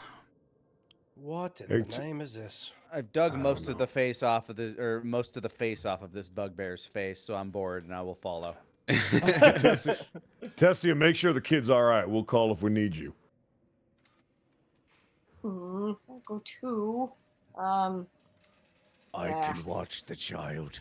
No. You cannot. When you say that, Keldagrim will walk over going, no. You know what? All this elven stuff. It's beyond me. You know, it's just you have a stone. Who does that? Why don't you and he? And he will go ahead and just wave the child down. Like, give me the child. I will make sure of a child's safe. It's fine. Come over to Grandpa Keldagrim. It'll be fine. Go on a fun adventure with the weird dog. Come on, let's go.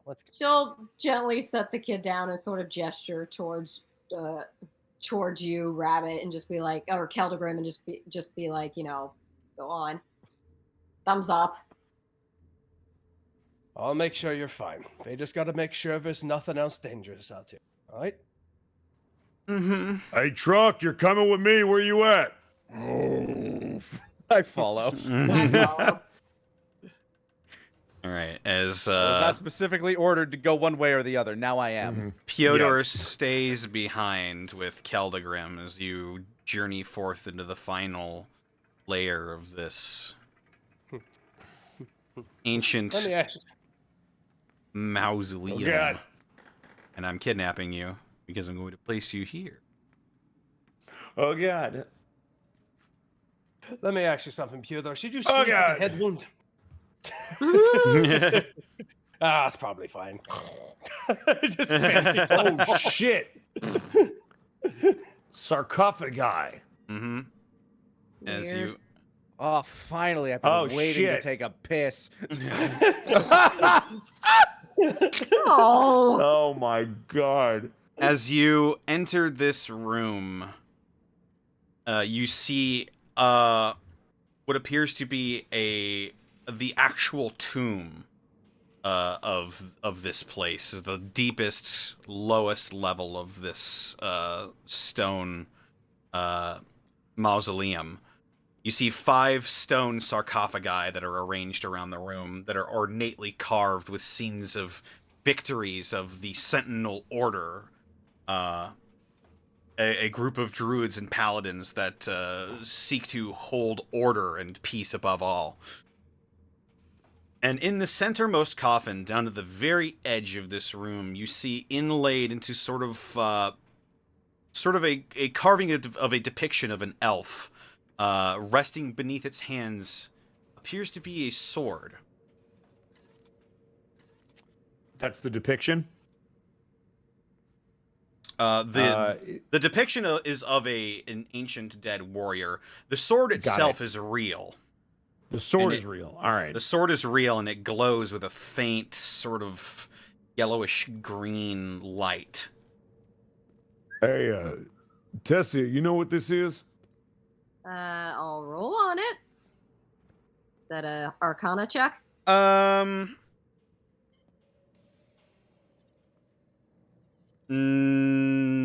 Sure. Yeah. Arcana check. Why not? 18? The blade itself is most certainly magical. Although, without casting the Identify spell on it, you're not quite sure if this is a named blade or a particular blade. But with your 18, this is most certainly a very magical sword.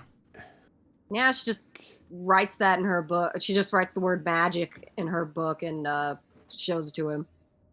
I mean, it's not trapped, right? Like, I don't know if you can detect the kind of magic it is, or tell me if I'm going to get shocked when I pick this up. That spell. I actually think you can do it as a Firbolg at will. I think you get A it once. Firbolg? Yeah. Firbolg. Can I? Yeah. I mean, Firbolg. I do have that with my Firbolg magic. Do I have to have it prepared? Or can I Ah, just- yes, the Tumblr It's variant all, of the Firbolg. as a Yeah. Firbolg, Detect Magic is always prepared, so you can cast it Correct. once without using spell Yes. slot. Oh, and you know what's nice? I think I have that extra benefit that even though it's a ritual spell, I can just cast it as normal. Yeah, I'm going to use that benefit. When you cast a wizard spell as a ritual, you can use the spell's normal casting time rather than adding 10 minutes to it. I may as well, because it's the only ritual spell I have. That I would use anyway. All right, hang on. Casting. I'm casting it. Detect magic. Yeah, as you cast Detect Magic, you open your mind to the ambient magic in this place, and you definitely you sense a little bit of magic coming from each of the coffins, and from the blade in particular, you're not really getting a particular school of magic, but you're getting a particular kind of magic. Almost as if make another Arcana check. Oof. Okay.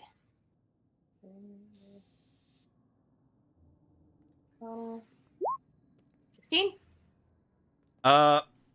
This sort of magic is known as a bane.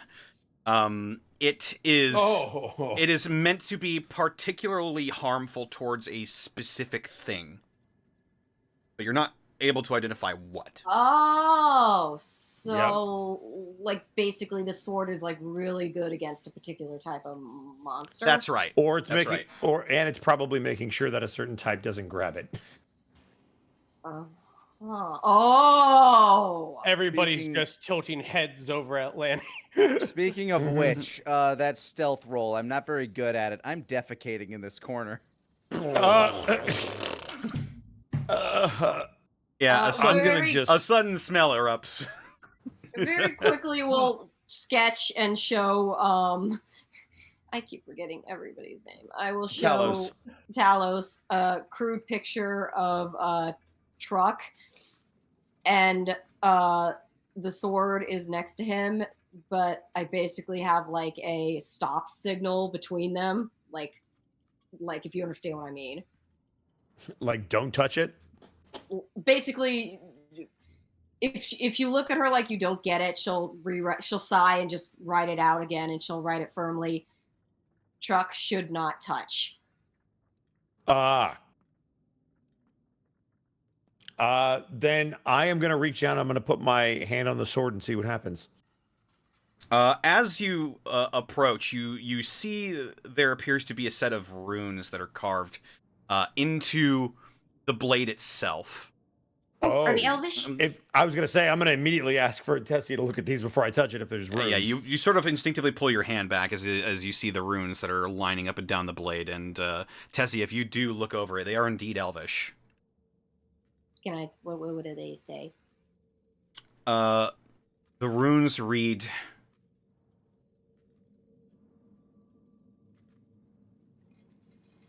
I swear the Sentinel oath to serve law, battle chaos, and keep the Sentinel lore secret. Yeah, I'd burst into flames just touching that thing. I'll scribble all that down and show it to Talos. Lanny, you know the meme of the dude screaming and fading away like mid-scream? Just Yeah. Imagine that's wrong. I've heard my scream used in that meme before. It's amazing. Very, That's crazy. very cautiously, Talos will again start to reach his hand towards the hilt, and then now he will touch it.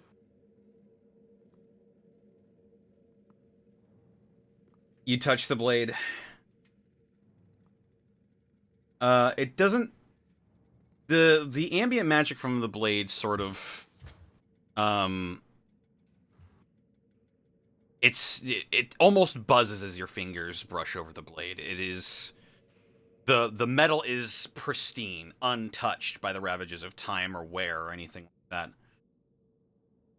It seems to be held in place by these stone hands on the sarcophagus, however. If I were to give it a pull, does it feel like it moves or does it feel like it's embedded?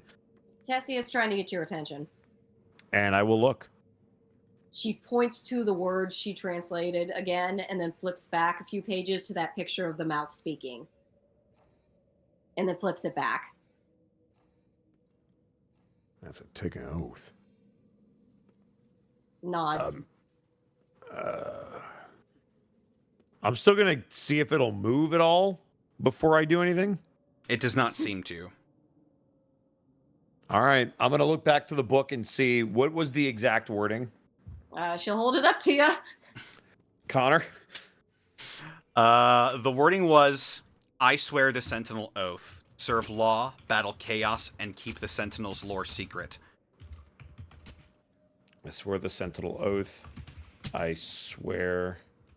Wait, I swear to keep the Sentinel oath. Sorry, Sentinel oath. Sentinel. Yeah, shut up. I'll fear the Sentinel. Keep. I swear to keep the Sentinel oath. To battle... No, Just to want- uphold? Do you want to just copy paste it into chat, Connor? Yeah, Yeah. just give it to me. Give it to me! It's way easier. She'll Give look me what at I you want. very. She'll look Give at me you what I very want. You know what I want. What I want. What I really, really want. She'll look at you very seriously for a second, and then, in a rare show of the fact she doesn't do this often, say very softly, "Would you rather I?"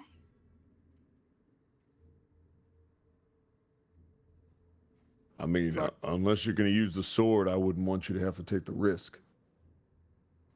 There we go. But I appreciate it. Let me see that one more time. Tessia really Hold it just up. did go. Tessia really did go. Let me do it. Oh, fuck you. And I'm actually gonna call out. Hey, Keldagrim, Oi, you all right? kids should be safe in here, but you might want to see this. Truck is showing no signs of pinching it off. It's still going. Great. Oh my! Better you're yet- It's you're okay. like an- You saw that the goblins were defecating in that other sconce Yeah. in the first room anyway, so Yeah, but you this figured room it's is all right. much. This room is much holier. Wong. You're like a villain in an Aqua Teen Hunger Force episode. All right, so But yeah, do you, I Yeah, definitely I'll want hold my- Keldagrim in here. you I'll join your hold my hand companions. down for the kid. I'll hold my hand down for the kid to grab a armored Alright. finger, and I All will right. come on down. You- Maybe leave him make with it- Tessia. Make your way down into the tomb itself, and Pass the kid- Piotr sort pass of the holds kid it in off his to you. nose. It's in here. I Hey, not gonna say, Yeah, well- not gonna make a dwarf Truck joke. Going, that's basically- the elves. That would kill at the tavern. I'll walk over to Talos after I hand Pewdor over off to Tessia. What you I'm have? gonna take my hand off the sword. Remember that Sentinel thing? The whole Right. god stuff? Yeah. So apparently the Sentinels are in order or something, according to the inscriptions. Tessie was able to figure it all out. And this sword here seems to be magical or something like that. And my hunch is that we could remove this thing and potentially use it, but there's kind of an oath that we probably have to take to unlatch it. And I thought, well, I typically like swinging around heavy metal, but so do you. So I thought, you seem like the honorable type. This might be more your thing. I thought I'd at least see what you thought. Well, as it stands, I felt all this. I didn't even know who it was. And elves normally go ahead and have their own things, as do dwarves. And I think every elf would be rolling in his grave if a dwarf was holding a sword of theirs, which would be funny. But I think elves would grab elven weapons, but you, and I'll point at the human. Yeah. The human. The human? You're like an elf without the ears? But you tell us. Humans are capable of all kinds of things. I'd say give it a try. If a human were to be held in an elven weapon, then who knows what you might be capable of.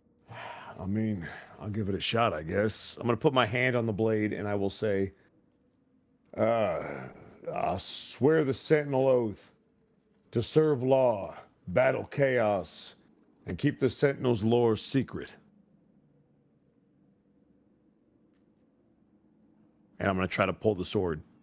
As the words leave your lips,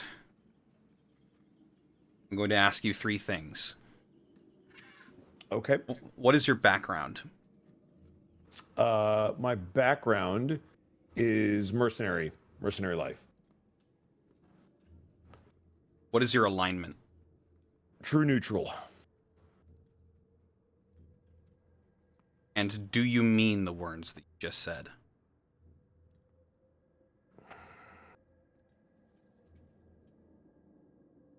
Yes. You feel holy power begin to gather around you. It sinks through your skin and into your flesh. And it wraps itself around your bones as you feel a light behind your eyes. As you look down at the sarcophagus and slowly fingers of stone unclench from the sword and unwrap, allowing you to take the blade. damn it! You're a fucking As paladin a new fighter again. as a new champion of law and justice was just born. Shut up, Sarah. God damn it! You're a fucking paladin playing a fighter. I'm not. No. This time I'm a fighter playing a paladin. It's different. It's different. Yeah, it's different. I'm sorry. Continue. No, it's great, and it's also a Saturday, but that's okay. Do I feel any different outside of that momentary like light behind the eye sensation? You feel almost an obligation to uphold the words that you just said. Not a powerful one, but you feel as though someone heard your oath and will hold you to it. Other than bowel and bladder relief, do I feel anything different in this room? Perhaps maybe a bit more uncomfortable than you were in the above levels, just sort of an irritating itch over your entire body that was especially prevalent when Talos spoke those words. Yeah, you can see the runes on his shackles starting to glow more as he starts to pick at the scabs at his neck. Can I go now? Keldagrim is just going to stare at Talos just wide-eyed. He drops his battle axe. You grab the blade, Talos? Yeah, I'll slowly pull it out as it's relinquished. As the long dead Sentinel, member of this order of law keepers and peace bringers, relieves his weapon to you, you immediately know what it is, as you immediately attune to it as well. This is the Edict Blade. Oh. It is a +1 longsword that is considered +2 against goblinoids. Oh, God. Okay. No wonder they wanted it. They probably wanted to get rid of it or something. Or to defile it. Yeah, that too.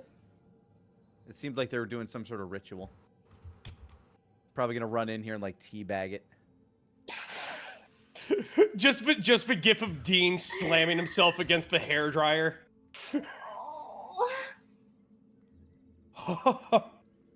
Oh! Oh, Talos! Oh, I lost myself for a minute there. He'll pick up his battle axe again. I didn't think that was gonna work. I'll be real. I'll be real with you. I didn't think anything either. What? You didn't feel nothing right now, did you? Not a thing. Aye, not a thing. Did I? The sort of ambient buzz in the air is sort of beginning to dissipate. Okay. What abilities human beings have? That's astonishing. Maybe Tessia can let me know more about this sword when they can look it over, but we should probably get this kid back. Right, absolutely. He'll clap your shoulder. Aye, good on you. And I appreciate it. Absolutely. Tessia nods and she sort of starts heading out. All right, Chuck, let's go. Let's quit the field. Okay.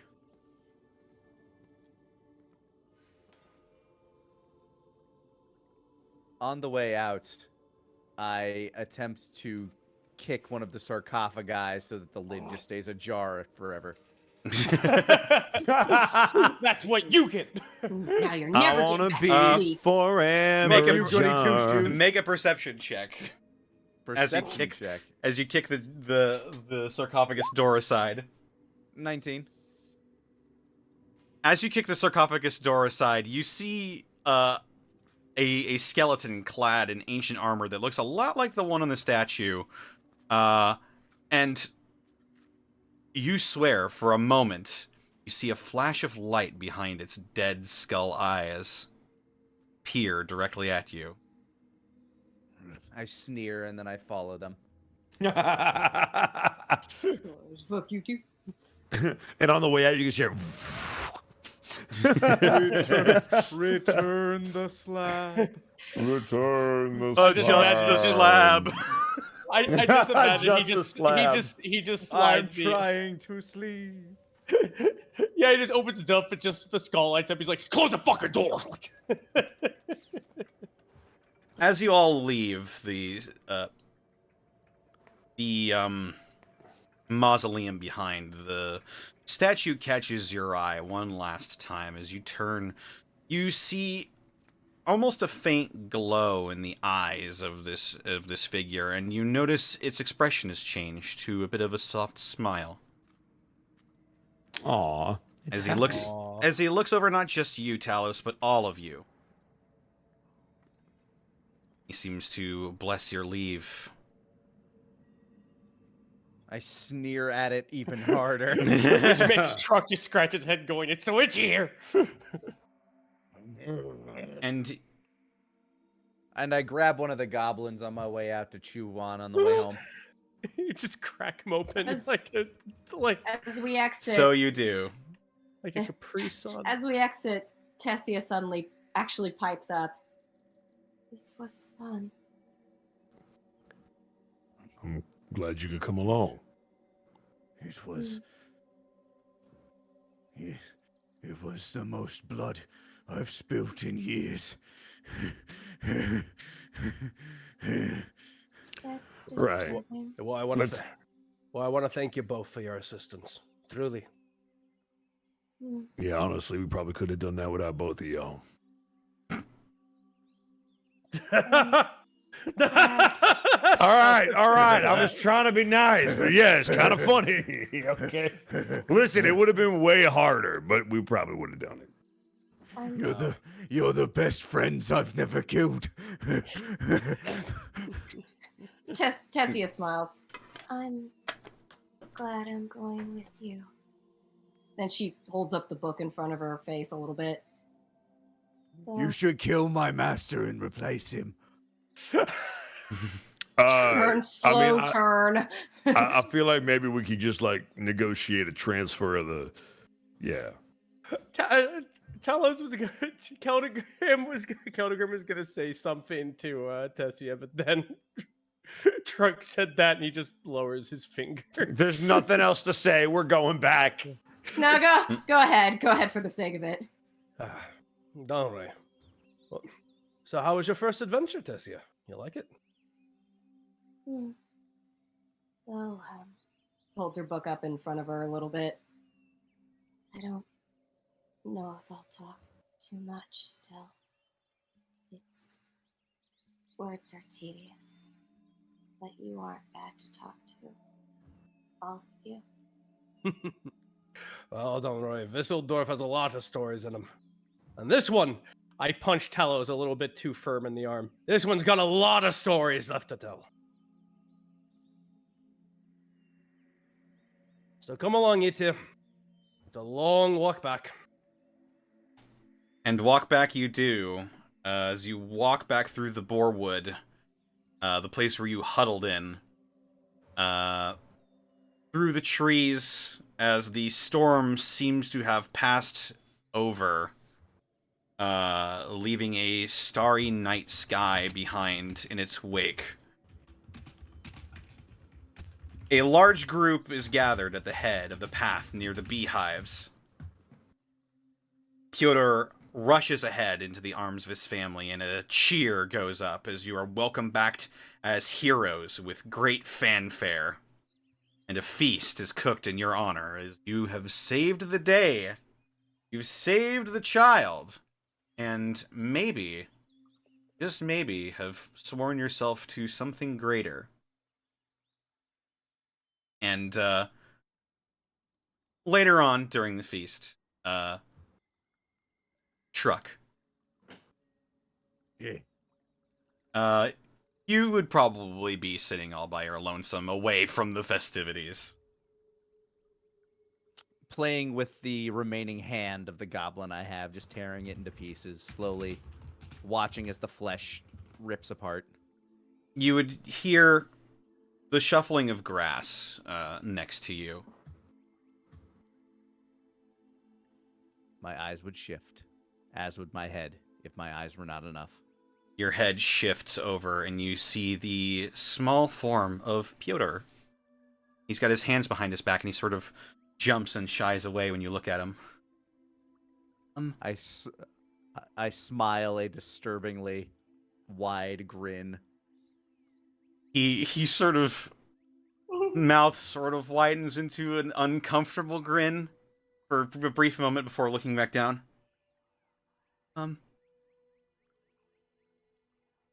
What's your name? I am Truck, and I'm not allowed to eat you. That's good. Thank you for saving me. And he runs up to you very quickly, and he will drop something at your. He will drop something on the ground in front of you before running back off to rejoin the festivities. Truck breathes a sigh of discontent, really hoping the child was going to attack him. And then looks down at his feet and sees what he dropped. You look down and you see a roasted hog's head at your feet, complete with apple. Truck crouches down and lifts up the hog's head, and for just a moment feels a slight weird pressure in his chest. Heartburn. Possibly. It's a strange feeling, a feeling that Truck has never felt before. He smirks for a moment. And then he starts plucking at the hog's eyes with his fingers and starts trying to see how much of the eyeball he can remove before it disintegrates into mush. As you begin toying with the roasted hog's head, a tight feeling in your chest. Maybe it was a little bit of goblin not going down quite so well, or maybe it was something else. Who can say? But that will bring us to the end of this journey into the world of Eanchainn, and thank you all so much for staying with me for another hour overtime. You did it! You success. I was not expecting. You can't play a fucking fighter to save your life. What are you talking about? I played a great fighter. He played a great fighter. We both dual tech all the time. Hold on, I'm not a paladin. I don't cast magic spells. That is not what is going on. His alignment might have just changed. That's all. We don't. I wasn't even told that it changed, so it didn't.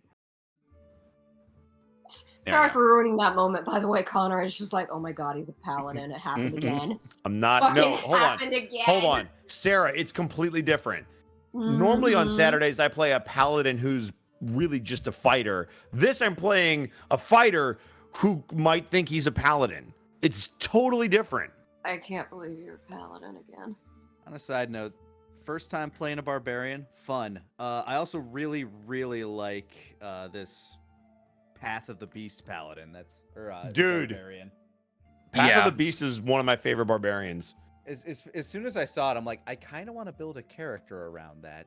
And now I've had the excuse to. It's lycanthrope light for it's D&D. the most rip and tear subclass for barbarian. Even so more so than berserker. And so I thought, you know what? Demon makes the most sense for this. Mm-hmm. And first time playing a wizard, so yeah. Hey, you got a little bit of experience. experience. That shatter was clutch. Yeah, it was. Yeah, it was. That shatter felt real good. See, Sarah, I'll never. Popping almost everything except the goblin boss and the bugbear who was hiding. I won't scare you.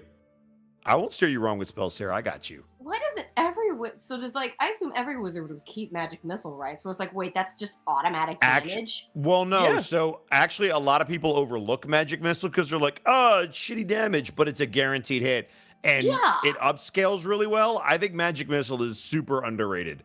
It's one of my favorite spells, and I always think in any game where you have magic missile, it always looks like the prettiest spell ever.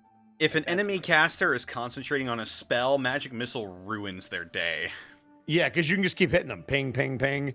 Stop it! Stop it! Stop it! I'm so glad I came up with the idea of like the second time I did it. It's like 3 finger guns.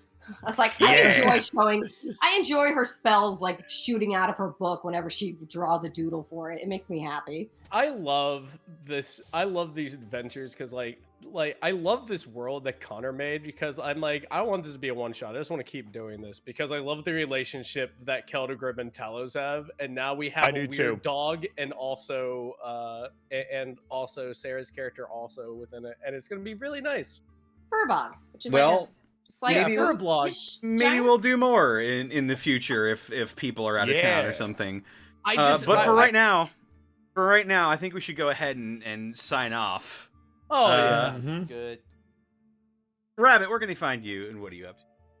Oh, hey, what's up? My name's Rabbit. I'm a writer and comedian. You can find me on Twitch, Twitter, and YouTube at HeyMrRabbit.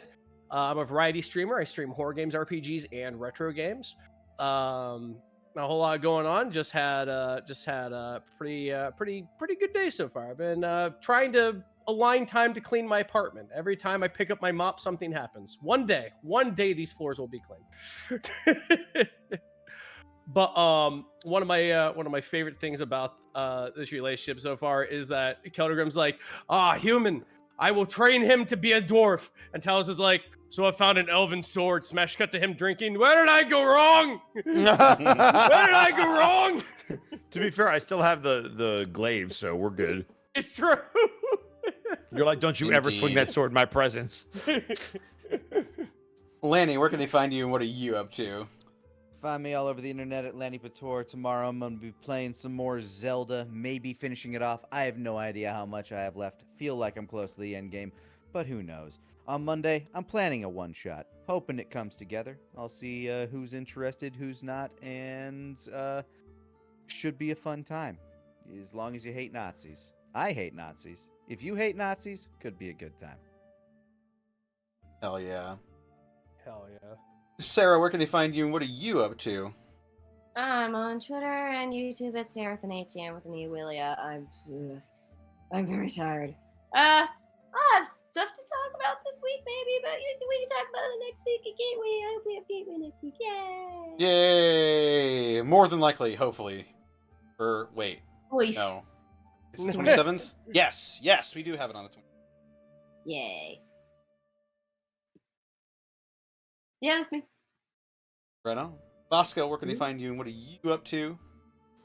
You can find me at EdBoscoVA on both Instagram and Twitter, and right here on twitch.tv/EdwardBosco. I mentioned during the halftime break, check out the new Hell of a Boss episode. I'm Striker, y'all. I've been sitting on that for like a year and a half. So yeah, go check out the recent episode and let me know what you think. Yeah, woo. Right on. And they can find me on Twitter, Twitch, and YouTube.com/DistortionDevil. I stream Tuesdays, Fridays, Saturdays, and Sundays. Tomorrow I'm going to be playing some Deus Ex Invisible War. And then on Saturday, we're going to be firing up Yakuza Like a Dragon for the very first time. I've heard it's really, really good. Woo! It is really good. Other than that, not much. This episode was brought to you in part by Die Hard Dice. Die Hard Dice? That's right. Die Hard Dice is your one-stop shop from Dice and Dice accessories. And if you head on over to dieharddice.com, use the code Unexpectables to save 10% on your order. As well, you can now purchase the Lies Aspect Dice, the official collaboration between the Unexpectables and Die Hard Dice. Also, check out our store. The link is in the description and in the chat right now. Get yourself some Unexpectables swag. We may be updating the shop. Swag-a-laggin'. Swag-a-laggin'. With that, it's time to read off some business. Subs. Starting with go ahead and refresh this pretty quick. Missed anything? Kane Time, thank you for the 37 months. Celebratory cheer, much mirth for the people.